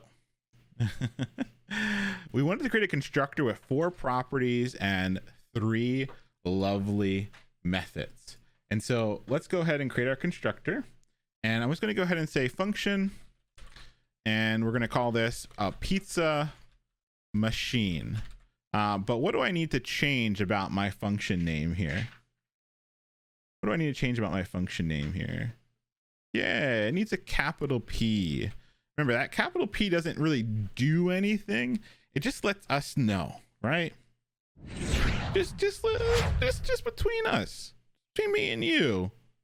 That's a constructor. All right, cool. And we're going to have a couple different properties. Let's look what our original properties were. We had size, toppings, crust, and sauce. Remember that for me. Size, toppings, crust, and sauce. Size, toppings, crust, and sauce. All right, there we go. So now I'm going to go ahead and set up all of the properties. And what keyword do I need to use so that the objects that come out of our pizza machine have those properties? What keyword do I need to use? Yeah, this dot size. And I'm going to set it equal to size. And I think a lot of times when I do this, people get kind of confused. This right here is creating the property on the object. Like when we look at our objects and they have like the size property and it has some value, that comes from here, right? This dot size is giving the actual object the property of size. However, this right here is just a what. On the right hand side, it's just a what.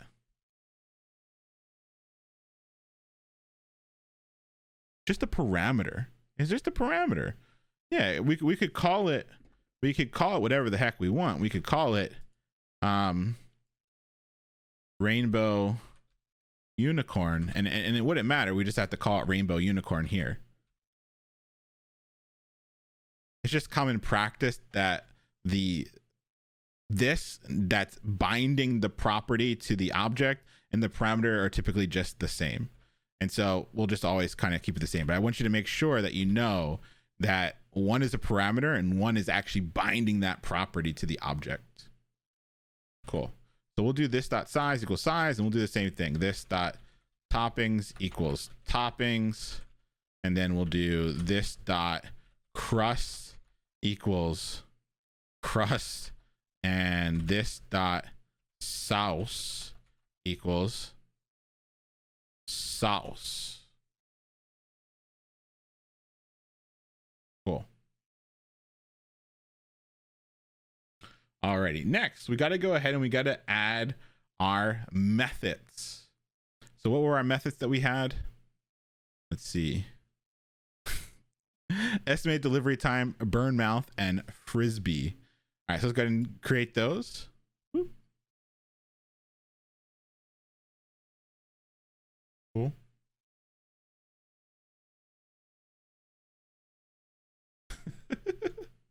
Let's go ahead and create those. So we'll go ahead and do our lovely this dot estimated delivery time, and we'll set that equal to a function, and that function will be a console log, and we'll just say calculating for now. Calculating. Cool. Next one. was burn mouth. This dot burn mouth equals a function, and that function we'll just say a console.log, and we'll just put in there. There we go. And then we'll have the last one, this dot, I can't believe I keep forgetting it, frisbee. Yeet. And we'll just go ahead and create this as a function, as a console.log. That is yeet.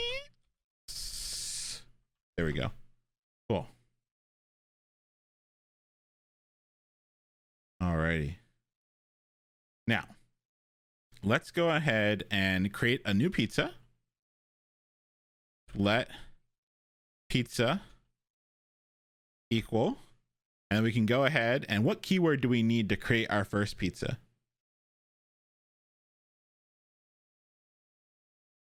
New, and we can use our pizza machine. We can pass in the size, large. Toppings we can pass in as an array. I'm just going to say spinach and garlic, the go-tos, as one might say. And then we're going to pass in crust, which will go deep dish this time, just to show Chicago some love. And then sauce. What are we going to go for sauce? Sauce. What are we feeling for sauce? We were saying Alfredo. Ugh. Barbecue sounds kind of good though. I'm going to say white sauce. I don't know. Do y'all have like white pizza where you come from? That's like, it's like a white sauce with like tomatoes and banana peppers on it. That was always the best pizza. Yeah. It's not Alfredo though. It's not Alfredo sauce. That's something different. This is like a really nice. If you're from Philly, we have a place called Celebre's. They have the best white pizza I've ever had in my life. Cool. All right, so we got a new pizza. Let's save this and let's go ahead and open it in the browser and see how we're doing. So let's open it in the browser. Wrong browser. Boop. All right, here we go. Let's open up the inspector and we should be able to see a pizza. Cool. Great. We can see that the pizza is an object that was made from the pizza machine constructor.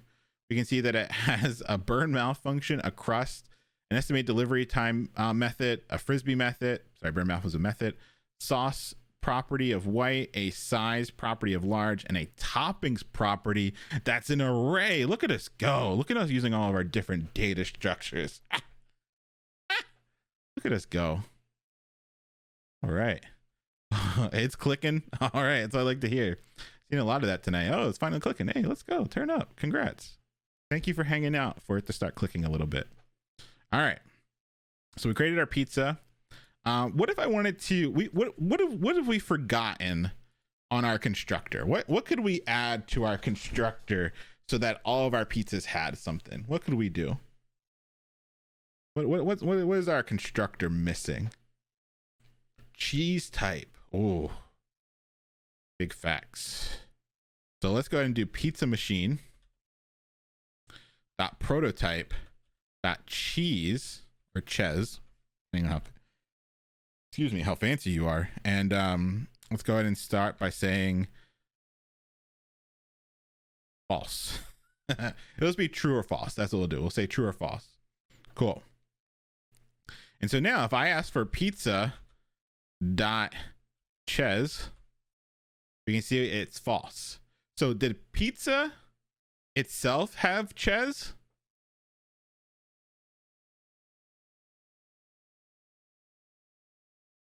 No, it had to go up to the pizza machine prototype to get that ches and see that it was false. Beautiful. Somebody asked during office hours, and I thought it was a really good question. So I want to make sure we take a second to mention it while we're here. eventually, not now, this is too advanced for right now, but eventually we can use this prototype to our advantage. Right now, let's say I'm Domino's. How many pizzas do you think Domino's makes a day? That's like a consulting interview. How many pizzas does Domino's make a day, do you think? Y'all guessing wild all over here. Thousands, maybe a million. I don't know. Let's just say that. Let's throw Prices Right rules out the window, and let's say 100,000 pizzas a day. 100,000 pizzas a day. And so, if we were building a pizza machine, and we made 100,000 pizzas, and we gave each one the Frisbee method. How many? Google says 1.5 million pizzas a day. All right. So let's say 1.5 million pizzas, and every single pizza that comes out of our constructor has that Frisbee yeet method. How many methods do we have stored in memory? If every pizza that came out of the constructor had a Frisbee method, how many Frisbee methods would we have in memory? 1.5 million. Because every single object that we created would have that method. If we look at pizza right now, we can see that it has its own Frisbee method. That Frisbee method's not coming from the prototype. That's the method that's on the Frisbee that came out of that constructor, right? It got it from the constructor, but it's not sitting on the constructor. The object has that itself, right? The object has that itself. That's just the name of where it came from. That's not actually the prototype. That pizza has its own Frisbee method. So if we made 1.5 million pizzas, it's not inheriting that. We just made 1.5 million pizzas that all had their own Frisbee method, which means we have 1.5 million Frisbee methods in memory. What would have been a lot better for us to do if we knew we were going to make millions of pizzas?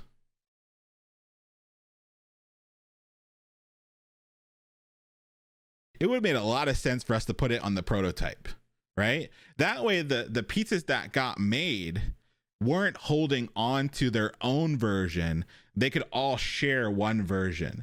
And so we just lost, if we did that, if we put it on the prototype, 1.5 million methods come out of memory, and we can just use one that's on the prototype. So eventually we can start using these objects to do stuff that makes our code more efficient, that makes our code work a little bit faster, or use a little less memory. But like I said, that's for the future. But I know some folks were thinking about that, and it came out during office hours, so I wanted to mention it again. Yeah. Why wouldn't you do that with every method? Maybe you do. Maybe we'll get there. Maybe we will do that. Cool. All right. Before we take our break, I want to show something real quick. Actually, let's take our break. When we come back from our break, we're going to look at quickly the class syntactical sugar, and then we're jumping into APIs, and we'll finish up class by playing with our APIs, working through our APIs. When we come back from our break, we'll do a raffle. So let's take 5 minutes on the clock.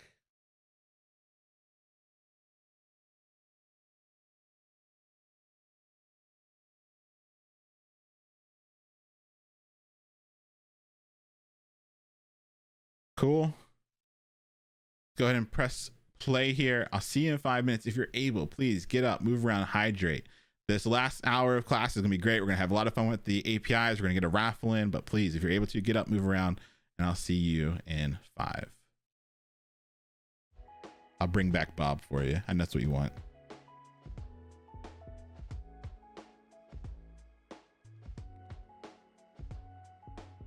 Thank you, Nor.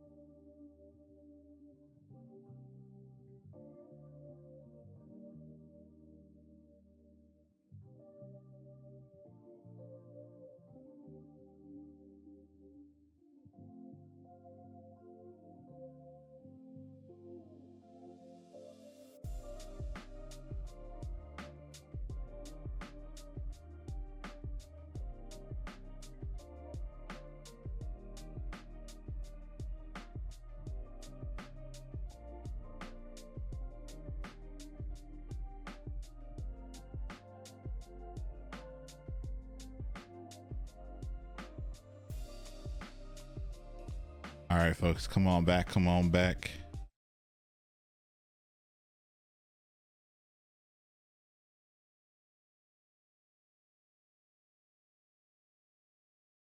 All right.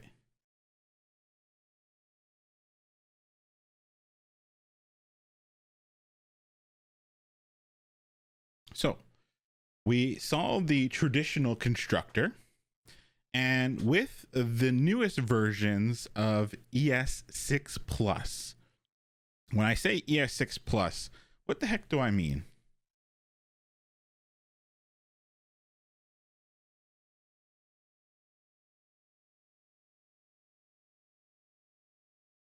Yeah. So there is a specification for JavaScript, kind of like the rules for how JavaScript should come together, kind of the guidelines for how JavaScript should come together, and that's called ECMAScript. And those kind of versions, or the versions of this, get updated every so often. And so in 2015, there were pretty big changes to this standard. And so we call anything that happened from like 2015 forward ES6 Plus. And what we mean is like all the big changes forward that happened. And so one of those big changes were they added some syntactical sugar to stuff to make JavaScript a little bit more digestible for folks coming from other languages, right? And so one of the things they did is what we have on the screen here, which is a class. Folks coming from other object-oriented languages were very used to having classes, but prototypal inheritance is a little bit different. And so to make them feel comfortable, they gave them classes which kind of obfuscate away the prototypal inheritance. It's still there. It's still underneath the hood. It's just looks a little bit different, so folks feel a little bit more comfortable. So going forward, we won't write our constructors using like the older syntax. You'll see me using the class-based syntax to do it. And there's really only one real difference, that you kind of see it break down into two main sections: the constructor area and then your actual methods.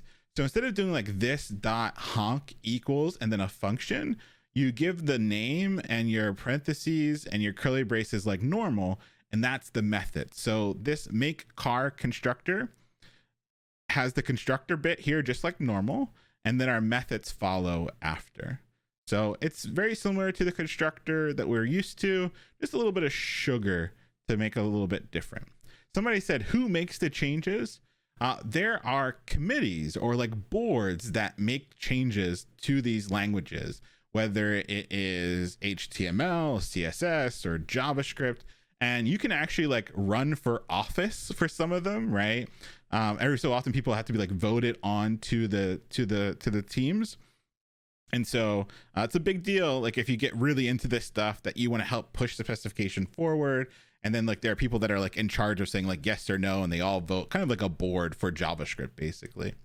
So that's pretty cool. All right, let's do a raffle. It's not open yet. Let me go ahead and open it first.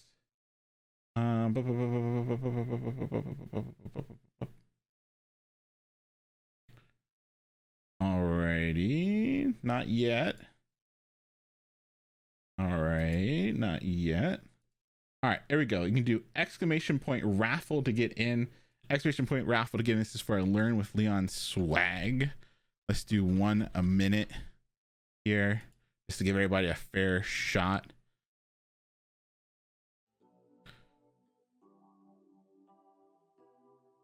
Exclamation point raffle to get in. You got this. Get in, get in. You too could be the lucky owner. The merch sells out, folks. This might be the only way to get it.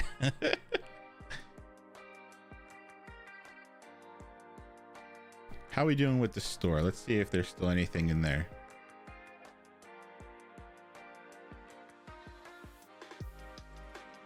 Nope. Merch sold out, folks. Merch sold out. That's wild. I love it. As you get your merch, you gotta rep it.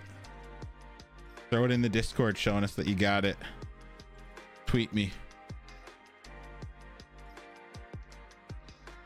Alrighty, folks, come on back.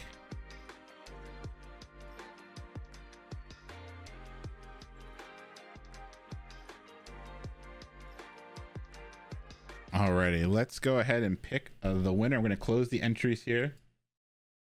And I'm going to pick the winner in 3, 2, 1. Jasmine A, congrats on the win. Jasmine A, congrats on the win. I will get a message your way here. You're going to whisper from me here on Twitch. So keep an eye on your whispers and I'll reach out to you after stream. Cool. I'm going to go ahead and complete this one. I'm going to make my little note over here.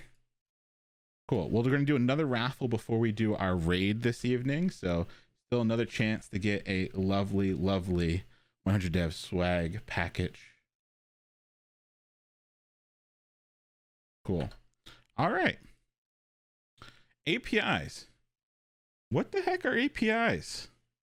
Chat, what the heck is an API? We haven't announced the project portfolio winners yet. We haven't done that yet. What are APIs? Oh, there's a lot of things over here. Application programming interface. What's that mean? Application programming interface. What? Huh? It's a simple interface for some complex action. Simple interface for a complex action. So I have in front of me, I can't unplug it. I'll use a different. let's use my lovely Pokemon Pikachu 2, who's currently mad at me. I have to shake him so he doesn't get mad. I have this lovely Pokemon Pikachu 2, and if I wanted to turn this off, what could I do? What's the most primal thing I could do to turn this off? I could smash it. I could just throw it on the ground. Sometimes Pikachu gets on my nerves. I could just smash it, break it, and it would turn off. Maybe I could rip the battery out and it would turn off. But that's probably not what the makers of this want me to do. They probably want me to use the interface that they have given me and press the right button to turn this on and off. So we could have done something extreme, like smashed it or ripped the battery out. But the makers have kindly given me an interface. And that interface is the button to turn it on and off. So we can think of this turning on and off as a very complex action. There's a lot of stuff that has to happen for this to turn on, right? The button has to be pressed. Power has to fill capacitors. The power has to leave the capacitor, go to the LCD screen. That screen then needs to display the right pixels to see Pikachu in all of its glory. That is a very complex action. And turning it off is the same thing. We have to power it down. The power has to leave. The screen has to turn off. All these things have to happen for this to turn on and off. And I don't have to know how any of that works. I don't have to know what's happening from the power leaving the battery to powering the screen. I just press a button or I give it a shake, and that's my interface to turn it on, right? That's my interface to turn on. I see a lot of people throwing out abstraction. You're right. We're going to get there, right? And so for me, I like to think about this in another way too. I had a simple interface that turned my Pikachu on and off. But I also like to think about a restaurant. A restaurant. When I sit down, the restaurant gives me a simple interface that enables something complex to happen in the kitchen. What is the simple interface that a restaurant gives me that enables me to have something complex happen in the kitchen? Yeah. A restaurant can give me a menu, and I can select what I want off that menu. That menu is my interface. And when I select something off that menu, I can then have something complex happen in the kitchen. And so when I select my, let's see, what do I want? Pizza, right? We're going with pizza. When I select my pizza off the menu, I don't actually know what's happening in the kitchen. I don't know how long they're stretching the dough for. I don't know exactly what's in the sauce. I don't know exactly what type of vegan cheese they're using. I don't know where the spinach came from, right? I don't know. Script, you're wild. I don't know what's happening in the kitchen. I don't know if they're washing their hands. Exactly. I don't know what's happening in the kitchen. All I know is I had a simple interface. Something complex happened. And then I have a delicious, delicious pizza, right? Same thing is happening when we use, right? When we use the APIs that we're about to use. But instead of it being a menu and the menu being an interface, the URL that we have is our interface. Based on the URL that we use, we are making a request for some complex action to happen on a server. That action happens, and then the server responds with some information. So just like the menu enabled me to make a request for some food, a URL will enable me to make a request for some complex set of data or some sort of action that happens on a server and get a response. Now, there are APIs that we can use from everywhere. We have web APIs like we're going to use tonight, where we're worried about getting data from a server. But there are APIs built into our computers. There's APIs built into everything that you use, because all an API is a simple interface for something complex. You've been using interfaces all day long. You might have used a light switch. You might have hit a key. We have all these beautiful interfaces that we use all the time that enable us to do some complex actions. Cool. Now, when we talk about an application programming interface, we're gonna start throwing out some of those more meaty terms, but let's save that for Tuesday. Let's just worry about like what an interface is. In this case, our interface will be a URL. Right? It'll be a URL. We'll use that URL. That URL will enable us to make a request to some server. That server will hear our request and it's going to do a bunch of stuff. Once it's done doing that stuff, it's going to respond. And the stuff it's going to respond with is typically going to be formatted in JSON. The APIs we're going to be using tonight, the web APIs that we're going to be using tonight, will hear our request and respond with JSON, or a JavaScript object, right? JavaScript object notation. And so we're going to get this lovely object back. And so once we get this object back, we can do whatever the heck we want with it. We can pull different properties out. We can run the methods that it came with. But all we're doing is we're using an interface, which instead of it being a light switch or a button or a menu, it is a URL. The server hears our request. It has some code that's been written to hear that request, generate the response, and then respond with that JSON. The stuff that's sitting on the server that hears our request and generates the response, what kind of code is that?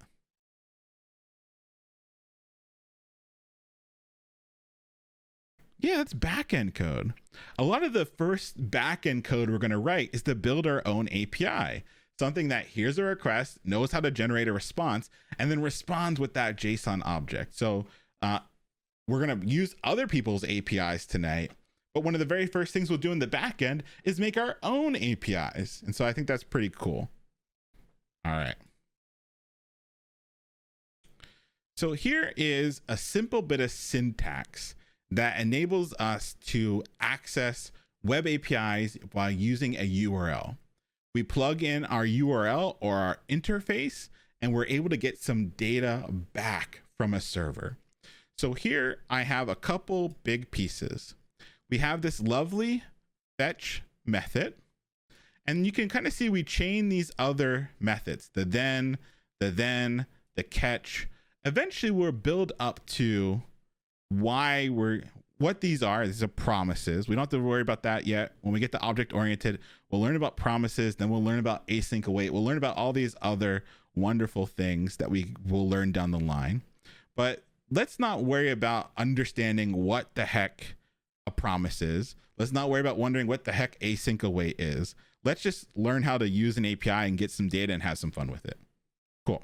So this fetch is what enables us to use our interface. I promise I won't worry exactly. Enables us to use our interface, which is just the URL, and we're going to get some data back. And this very first line here says, hey, just treat whatever is coming back as JSON. So just that, treat it as like a big old object. And then whatever came back, we're going to pass through this parameter of data. So whatever we get back from that server is going to be passed into this parameter of data. So if I want to see what's coming back from the server, one of the first things I'm going to do is just console log data. If something was to go wrong, our error will be printed to the console. So we don't have to worry about how this is working or what exactly it's doing tonight. That's not our goal. We'll have plenty of time where we break down this line by line by line. All we got to know that this is a pattern that we can use to make a request to a server and get some pretty cool data back. That's it. That's where I want your brain tonight. All right, we're going to make fetch happen tonight, and that's all we're doing. Know that we can plug in our different URLs and we can console log the data that comes back or use it however we want.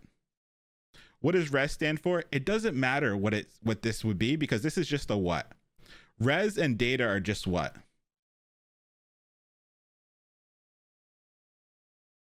They're just parameters. Yeah. We could have called this robot. We could have called this unicorn. It really doesn't matter. It just is pretty standard for people to use res short for response, like the response you're getting back from the server. And then people use all different types of parameters, whatever they want to call it here. But if you look, this is just a method, right? We can see that it has the parentheses. We're running it, right? Kind of like if we had like a map or a for each or other things that we've seen before, just parameters. Yeah. Cool. This is out of your comfort zone. Nah, it shouldn't be, because we're trusting in this idea that none of this matters except for two things. One, that this is where we plug in our URL, and two, this is where we see our response. That's all we're worried about tonight. All this other stuff is gravy. We'll get there down the line. Jason Derulo, hey, thank you for the gifted subs. Thank you for being here. Hope you're doing well. Jason Derulo always shows up when we need the most.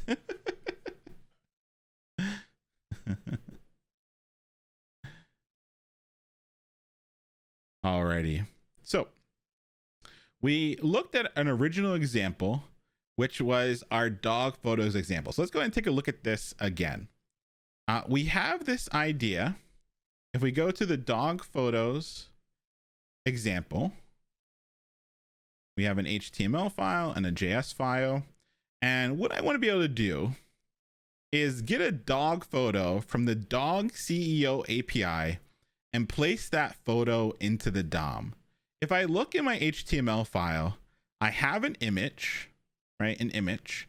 I want to be able to take the value I got from the dog CEO API and plug it into this image here. Now, we've done this once together very quickly in class last Tuesday. And then if you were with Mayan Wolf went through this in way more detail than we're going to get to, right? And so what I want you to do is I want you to take 3 minutes. You're really going to copy and paste. Copy and paste.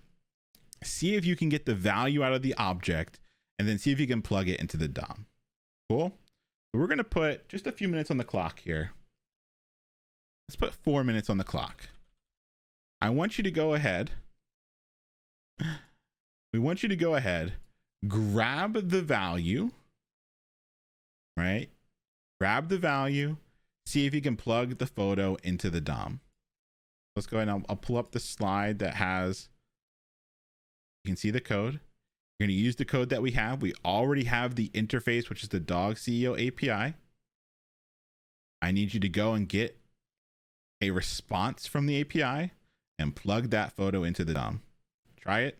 You got 3 minutes, 30 seconds to make it happen. We already did this. Try it again.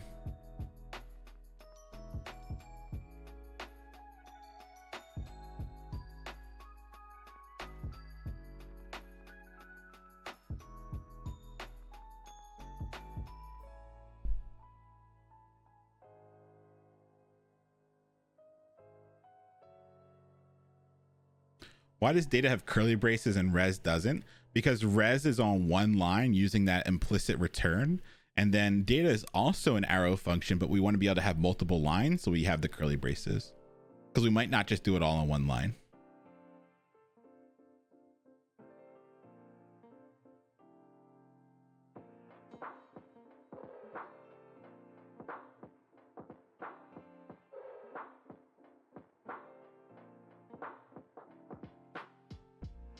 Harsh, we've actually already done this before in class. You're really just copying and pasting on this one. And then mine did it as well. Mayan Wolf did it as well. So yes, you should be a little bit more comfortable with this.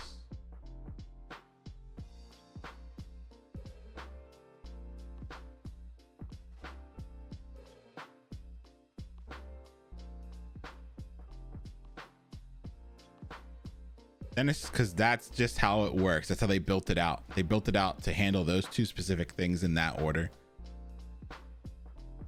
Res is just a parameter. Could have called it whatever you want, but it's short for response.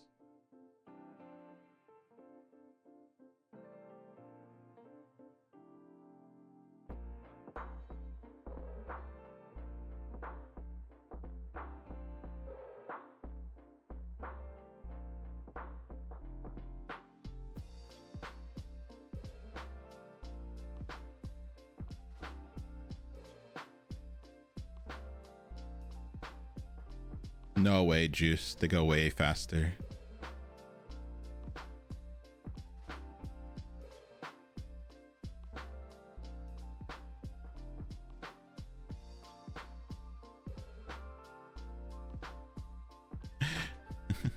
Can we have a YOLO? Maybe. I gotta be careful with the YOLOs. Folks are getting too close. If I paid you, would you eat Papa John's? No. Pretty comfortable. There's no amount of money that would make me eat Papa John's.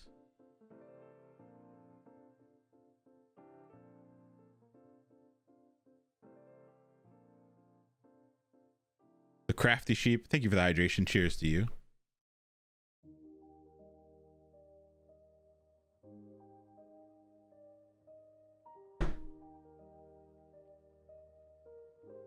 What if they sponsored a class? Never. They would never be able to sponsor this stream.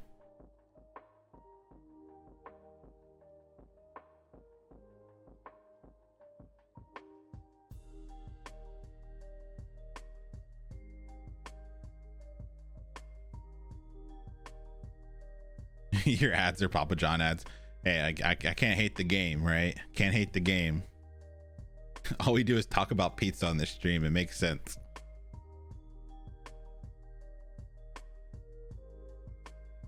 All right, let's go through and take a look at this together. I am going to copy and paste. Boom, copy. I have my fetch. Boom. I already have my URL in place, right? Like I already have my URL where my interface. Let's go ahead and save and see what we have working for us. Let's go ahead and open this in the browser. Let's open up our inspector, go to the console, and we can see we're getting an object. Great. We're getting an object. We see that that object has two what? Two what?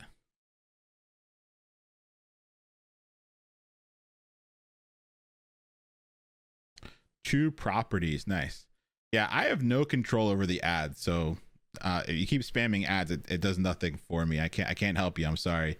We run ads during the break, and normally that works for most folks, but sorry, nothing I can control there. Cool. Messages and status. We have two properties, right? We have two properties, message and status, and so it's part of one object, right? And so what I can do is I can grab either of these properties, right? So let's go ahead and take a look. If we look at our fetch, we can see that everything that's coming back from the server is going to pass through this function. Yeah. If you refresh and come back in, you get pre-roll ads. And so, yeah, I think that's just kind of one of the downsides of refreshing, unfortunately. Yeah. Cool. So everything that comes back from this server, right? Everything that comes back from this request is going to be passed through into this method and going to be passed through data. So wherever I see data, right? Wherever I see data, that's the response that has come back from the server. And so you can actually see us console log, right? We console logged the response that came back. And since we console logged that response, right? Since we console logged that response, we were able to see the object that came back from the dog CEO, right? He's so cute. He can't really stand up yet. So Simba got up off of his like mattress that's probably more expensive than my mattress and like stumbled closer to me and then kind of just laid on the carpet next to me. He's a cutie.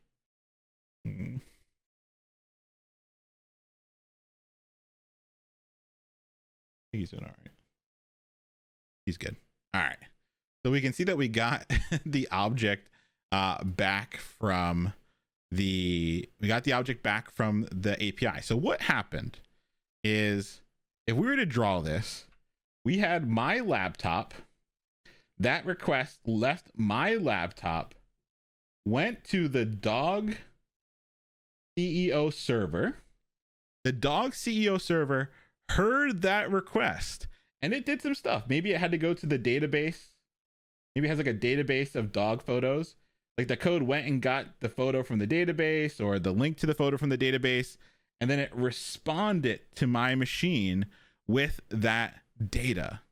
And that data was formatted as JSON. And so we were able to use that JSON object. And what we did with it is we console logged it. And the cool thing is, since it's just an object now, right? Once we know that it's an object, we can treat it like an object. We saw that it had two properties. It had a message property and a status property. And we can see that this message property is just an image. So let's go ahead and just do data.message. Save it, come back, refresh. And now we're just getting that image URL.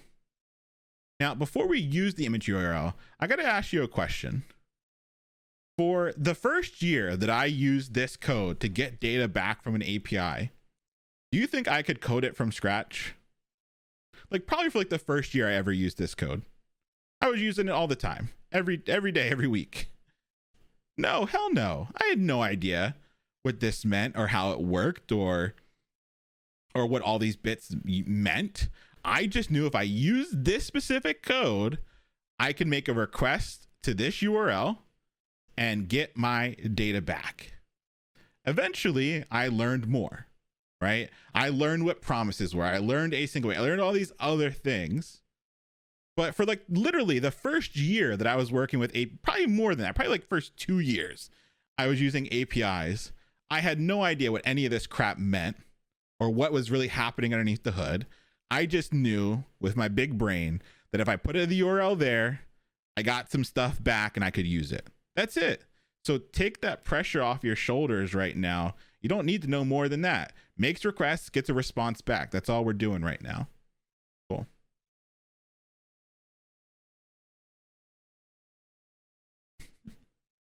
All right. So I am console logging that URL to the image, but let's actually use it. So document.query selector. Let's grab the image.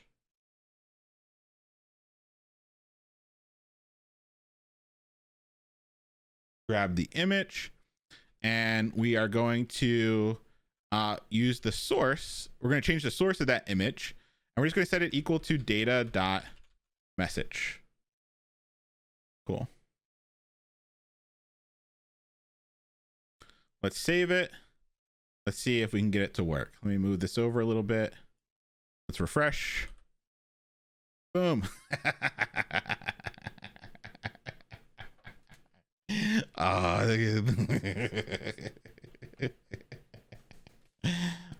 Looks like so I used to have a dog named Cheekies, and that reminds me of Cheekies. Although I would have been able to get a hat on her. That would have happened. That's so cool. Let's refresh, see if we get a different dog back this time. Oh, oh fluffers. So each time I refresh, I'm making a new what? Each time I refresh, I'm making a what? Yeah, I'm making a request to their server, and their server hears that request and it responds with that lovely JSON that I can use. I can take that object, right? I can take that object, I can pull the pieces out that I want, and I can use them to my advantage. So what I did is I went ahead and I grabbed the URL that they gave me. I saw that I was getting back a bunch of data. I'm able to parse through that data and grab the bits and bobs that I want. Cool. Now, if you want to see this taken to the next level, you got to go back and watch Mindwolf's VOD. So Mindwolf, if you're watching me live right now, you'll notice underneath my name, there should be like somewhere that it says 100 devs. 100 devs is our stream team. You can see all the folks that are on the stream team. If you click on that, you'll see Mindwolf. You can go directly to their channel and grab the VOD after class if you want. It's also linked in the Follow Along Materials channel. Watch their VOD if you want to take this to the next level, right? They use this added so much more stuff to it, spent more time going through it. So you can see how you could use this to make even more, even bigger of a project. Cool. It's working. Hey, cool. Let's move on to our next one.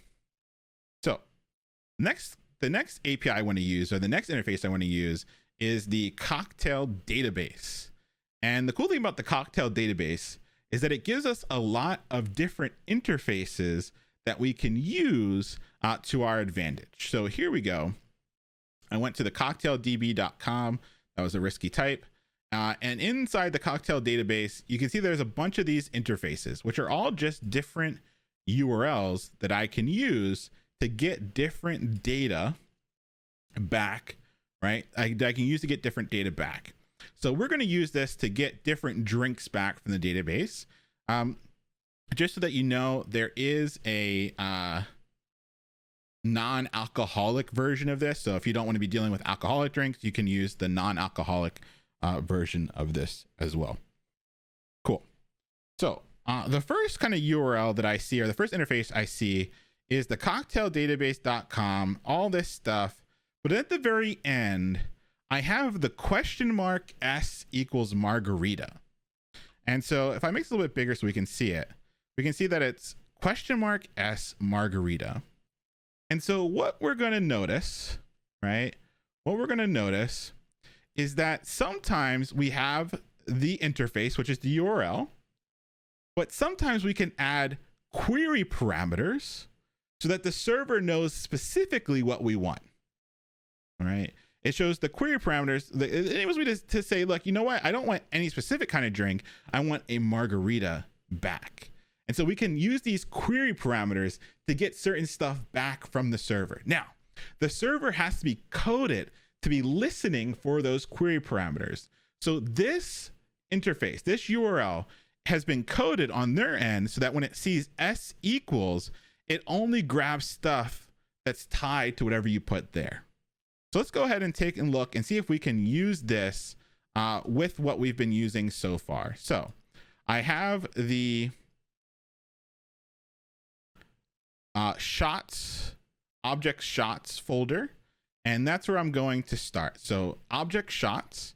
And what I want to be able to do is I want the user to be able to enter a cocktail and then get the name, photo, and instructions on how to make that cocktail. So the idea would be that the user could enter in a margarita and they would get back the name, the photo, and the instructions on how to make the margarita. Okay. So I want folks to take a few minutes to try this on their own. Remember, you're just going to take the fetch that we used, right? The fetch that we used. You're going to use that fetch here. You're going to use the new interface, the new URL, see what you get back. See if you can parse through what we got back. See if you can use it to your advantage. All right. So this is in the object shots. You want to be able to enter in a cocktail and get the name, the photo, the instructions, and place them in the DOM. The URL itself is in the slides, and you can use it. I'll leave the slides up so you can see it if you need to grab it. And then we're going to put 5 minutes on the clock here, and then we'll go over it together. I want you to try, play with it, break it, see what comes back, have some fun with it.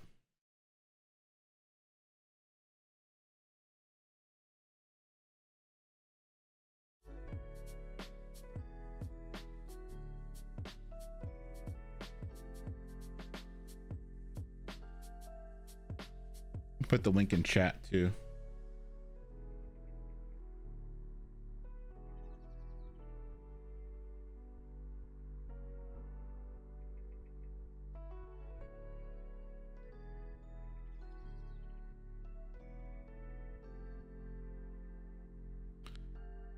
You're getting some CORS errors. Make sure you're using HTTPS. Check that you don't have your VPN on, and then you're gonna have to Google how to get around it. Yeah, make sure you're using HTTPS.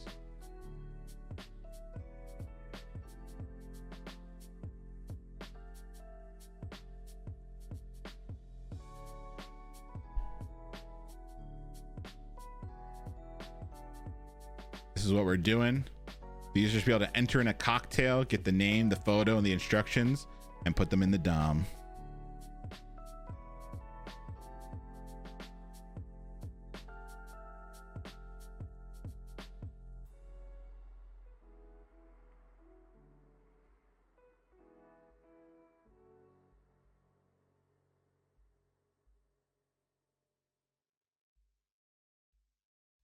All right.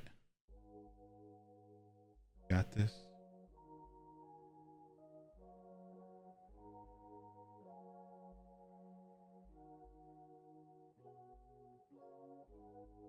Will we talk about API keys? Yeah, when we get there. When we get there.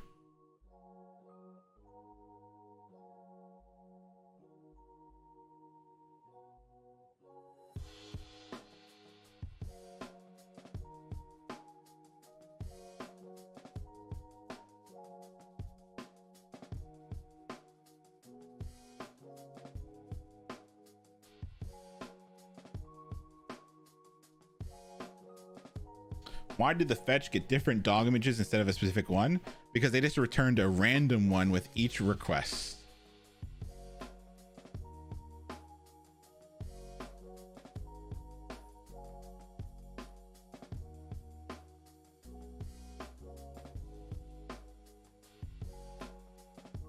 Glad to hear it, Stormtrooper.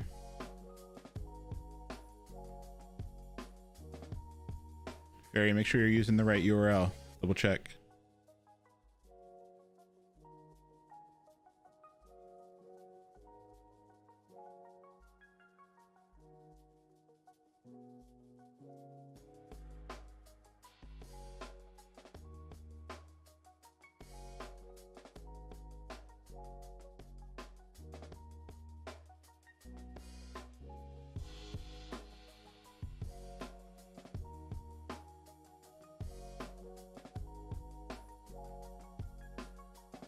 We'll go through it together.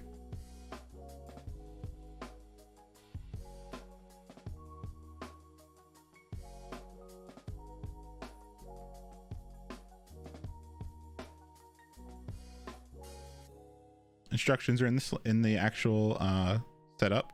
You're just trying to get a drink back, that's all.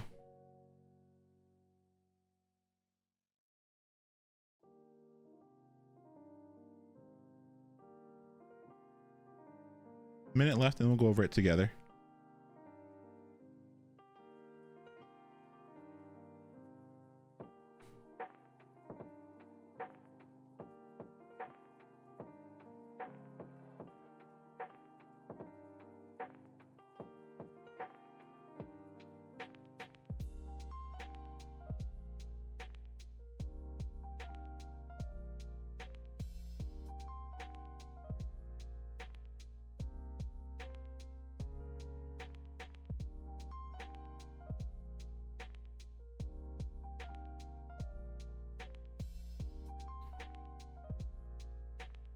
$30 seconds and we'll do it together.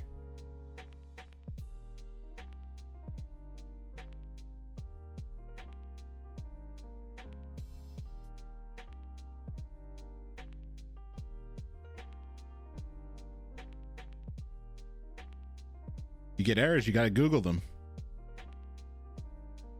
Errors are a good thing. Point you in the right direction. No errors is when you got to get scared. All right, folks, let's go over this together. Come on back.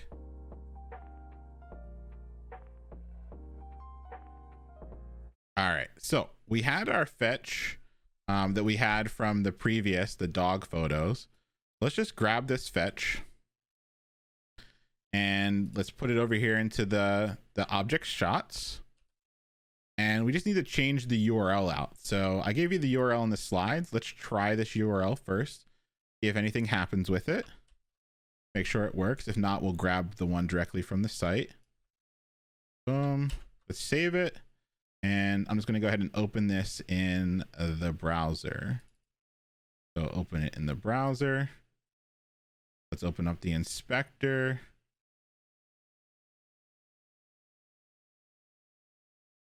And we're getting a failed to load resource. Error, file not found, undefined 1. We go to our line 5 We have an error here. We have an error. It told me on line 5 there is an error. What's the line 5 error? There's probably not a message property, right? That was specific to the dog CPO, the dog CEO API that I was using. Let's go ahead and save this. Let's go back and let's refresh again. We'll refresh. Great. Awesome. We got a lovely drinks array back. And if we look at this drinks array, there's a lot of stuff in here. We got like this object. Let's see, we have an object that has a drinks property. And that drinks property, right? That drinks property has an array inside of it. All right. Has an array inside of it. So let's go back and take a look. Oh, we also have this stuff down here, right? We don't need this anymore. Boom. So let's get rid of this. That'll probably get rid of the error too. And we can just see the object in there. Cool. So I got back an object, and that object has a drinks property, and that drinks property is an array of objects. We see that, right? All the objects that are inside of that. So let's just narrow this down a little bit. Let's just grab the drinks property and see what we get. So data dot drinks. Cool. So data dot drinks. And now we're just dealing with the array, right? We saw that there was drinks in there. There was an array in there, right? So we just did drinks to drill into it just a little bit. And now we're just dealing with the array. We can see that the array, it has a bunch of objects inside of it. How could I grab the first object out of this array?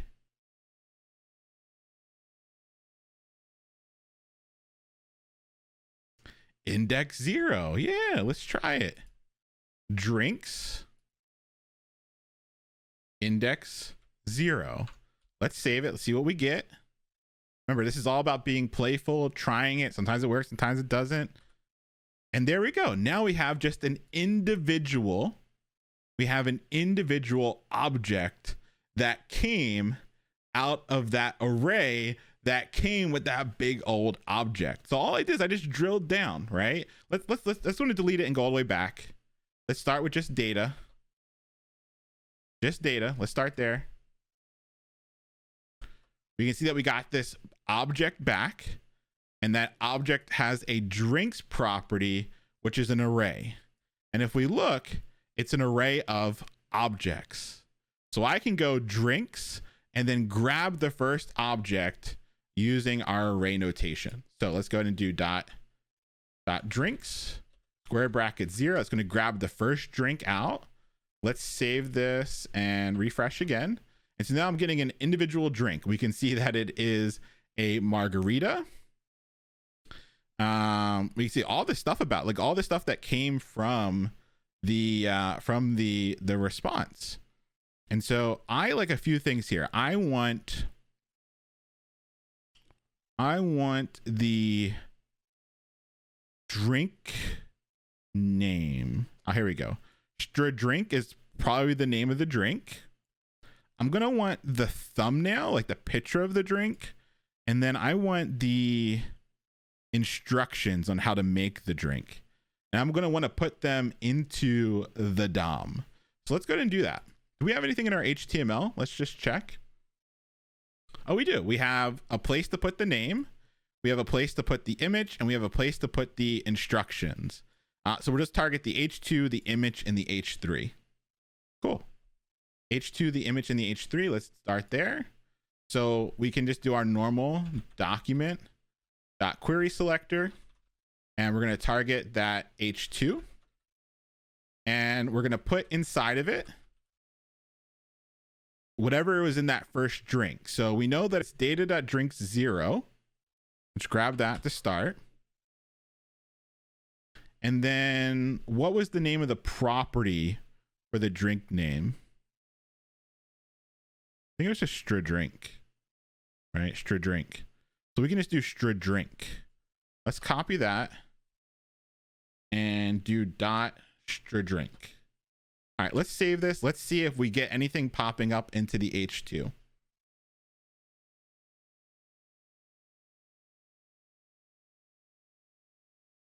All right. Margarita is showing up in the H2 spot.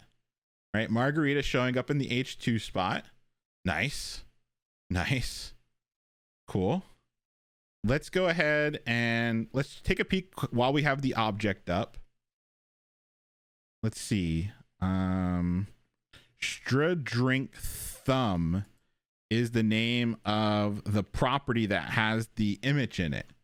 So let's go ahead and try using that. So I'm going to do my document.query selector. I think this is one of those ones where you're probably not trying to frantically copy along with me. Just pay attention to what we're doing so that we can kind of get there together. But with an image, I'm not using inner text. What am I going to use to change an image?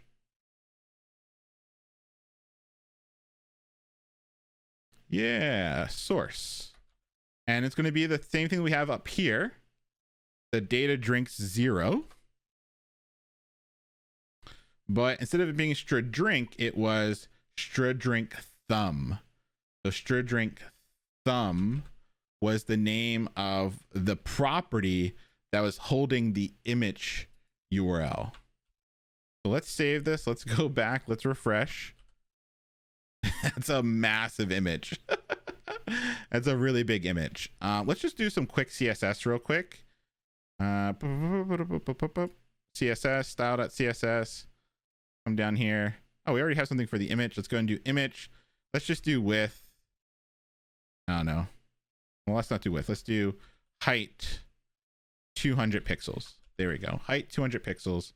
And that should just make sure that the image is smaller. Did I not save right? Let's refresh. There we go. Cool. So now we have like the smaller image. And the last bit was the instructions. So let's see in here. Stra instructions is what it's called. Let's go ahead. Let's go back to our JavaScript. We're going to target that H3 document.query selector. Let's target the H3. We'll use inner text again. Remember, inner text just enables us to put text inside the element. We're going to grab the drinks again, but it's not going to be Stradrink Thumb. We just saw that it's Stra instructions. And I don't trust myself to spell it right, so I'm just going to copy it. And boom. And so this is a lot of like your early API work where you are just kind of like looking at the object, picking it apart, trying to get pieces out, playing with it. Sometimes it breaks, sometimes it's not. Sometimes you have to dig deeper, sometimes you have to go back up a level. Let's save this. Let's go back. Cool. So now we have a margarita with the photo and the instructions to make it. Let's go. I love it. Cool. But right now, this is hard coded. This is hard coded. This will only give me margaritas. I need a way of like changing what this is so that I can get stuff that's not a margarita. So what I want to do is inside this HTML, we have an input and a button. So what I want to do is I want to get the value out of the input and use that as part of my request. So we're not hard coding margarita, right? How could I get the value out of the input when I press the button? What do I need?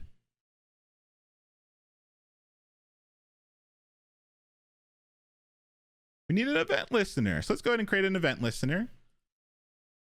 And there was nothing special about that, right? It was just button. Yeah, it's just a button. It doesn't even have an ID. There's only one button, so we can just use the button. So we can say, let's come up here, document.query selector. We'll say button, and then we'll say add event listener. We'll need the click, and then we'll call our function get drink. Cool. Let's go ahead and create a function called getDrink. And what I'll do is I'll put the fetch inside of that function.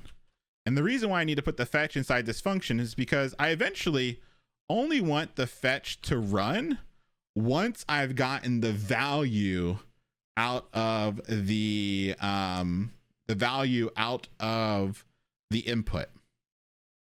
So how do we get the value out of an input? We've seen this pattern before. Definitely should be in your Anki by now. Yeah, dot value. So let's do document dot query selector input dot value, and we have to do what with it. Right now it would just like poof out of thin air. Use a template literal, I got you. It would just poof out of thin air. We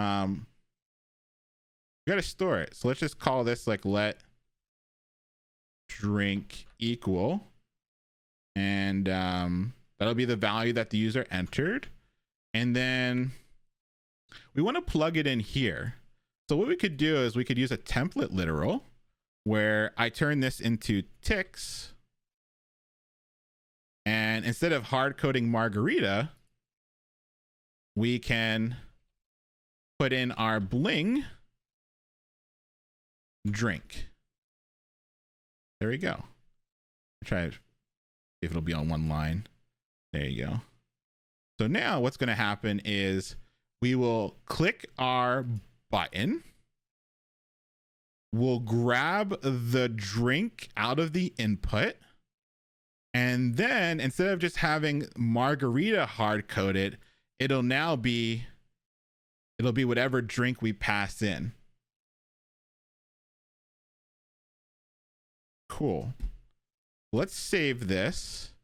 Let's not get wild right off the gate. Let's use the thing we know already works. Let's grab the margarita. And what tab is this in? There we go. And let's come back here. Let's refresh. Notice how we're not getting anything by default anymore, right? Notice how we're not getting anything by default because we've now said, all right, we got to plug in what we want. We're gonna click the button. First try. Let's go. Let's go. Let's go. First try. The training wheels are coming off. Just that's like rip my shirt. That's OnlyFans content, or else I would. Let's try a different type of drink. Let's try gin. Nothing makes you want to fight like gin. All right. There we go. We got a gin fizz back with the image and the ingredients to make it. I'm a whiskey drinker though, so let's do whiskey.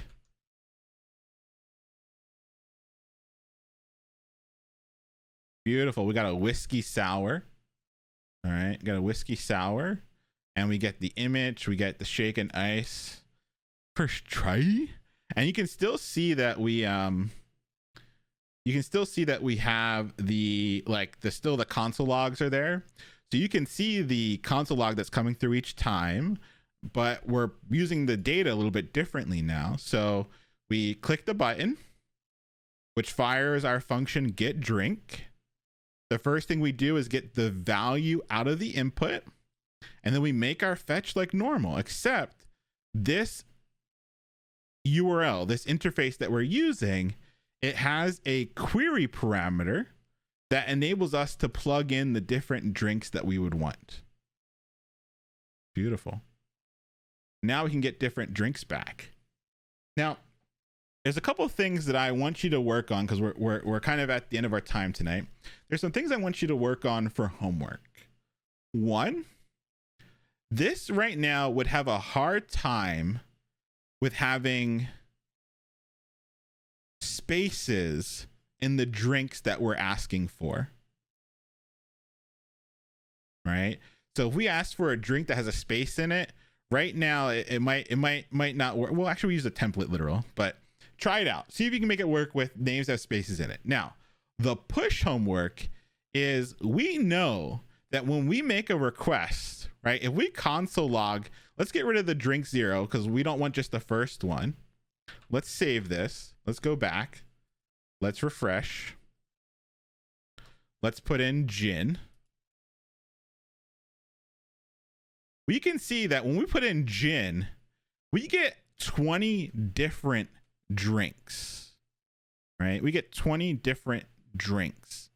And so what I want you to do is I want you to see if you could make it cycle through the drinks. That's the push homework. The push homework is to see if you can make it be like a carousel, right? A carousel of drinks. And the non-push homework is try this without a template literal and see if you can get it working with things like a Moscow Mule, a drink that has a space in it. The template literals help you here, but if we didn't use a template literal, play with it. But really what I want you to do is just play with this, right? Play with the code here, break it, see what you get back from the objects that are coming in, tear it apart, right? Make sure that you play with this stuff. APIs are meant to be played with. You're meant to for stuff to break and to get on Discord and say, why am I getting this error? So please, as you are playing with this, come ask questions on Discord. Make sure everything is going the way you want it, and then have fun with it. Make this app do something. We saw look at all this data that we have for each drink. There's no reason why you can't have other stuff showing up, different ingredients showing. Maybe yours is ingredients showing up, right? Yeah. Cool. Now, there's one other thing I want you to work on before homework. Idel, hey, thank you for the stretch. Hold on, we can't do this live. Oh yeah. Ooh. Okay. Ooh. Thank you for the stretch. All right. So the other bit of homework that we have tonight is instead of playing with the cocktail database, right? That's what I want you to play with. Make it different, do something to it, break it. If you want to push, see if you can get it to be a carousel. The other bit of homework is NASA has a bunch of wonderful APIs, right? NASA has a bunch of wonderful APIs. One of these APIs is the picture of the day. I want you to try and getting the NASA picture of the API, the NASA picture of the day API working. Can you get an image back from NASA? And then we will take it a step further during our next class. Next class, we'll work with the NASA data to not only get photos back, but to get them back for specific dates at a specific time, right? So we can get them back, and we'll be able to handle a bunch of edge cases. So your homework I want you to work on before next class is to play around with the cocktail database. Try the different URLs, try the different endpoints, try these different pieces and play with it. Have some fun with it. And then try and get the NASA a picture of the day API working. We have some other stuff here in the homework. Remember, I want you to play with the cocktail database, try getting the NASA API working, and then your homework that won't be due Tuesday, but will be due Thursday, is to build 3 really simple apps like we just did. I want you to try using some public APIs to build some simple apps. Just use the fetch that we did, plug in a different URL, and see what you get back. Some of these APIs in this public API list won't work. It's just an old list. So some of them will work, some of them won't. Make sure you're still doing your Code Wars daily. Make sure you're still doing your Anki daily. And thank you for the best week ever. And we can't just end the best week ever like normal. We got to end the best week ever with a very special raid. And it is my absolute pleasure and privilege to raid Hello, it's Rufio. One of my dreams, folks, is to always just raid folks that are part of the stream team. And so Hello's Rufio is holding it down for us. We're going to go ahead and raid them tonight. If you haven't yet, please do me a favor. Give them a follow. It's amazing to see somebody code from a different perspective. It's amazing to see them code through things that are not through my eyes. You will learn so much more about the things we're working on when you watch somebody else work through them, where you participate and help them work through the code as well. So we're going to go ahead and raid Hello, it's Rufio. Have a wonderful rest of your evening. Have a wonderful weekend. Good luck with the homework. And I will see you all for office hours on Sunday. If any of this stuff is tripping you up, come to office hours. We're going to have some fun playing with more APIs. And then we're back at it next week. More API fun, bigger projects, better projects. I hope you're going to be ready to have some fun. Peace, everyone. Have a good night.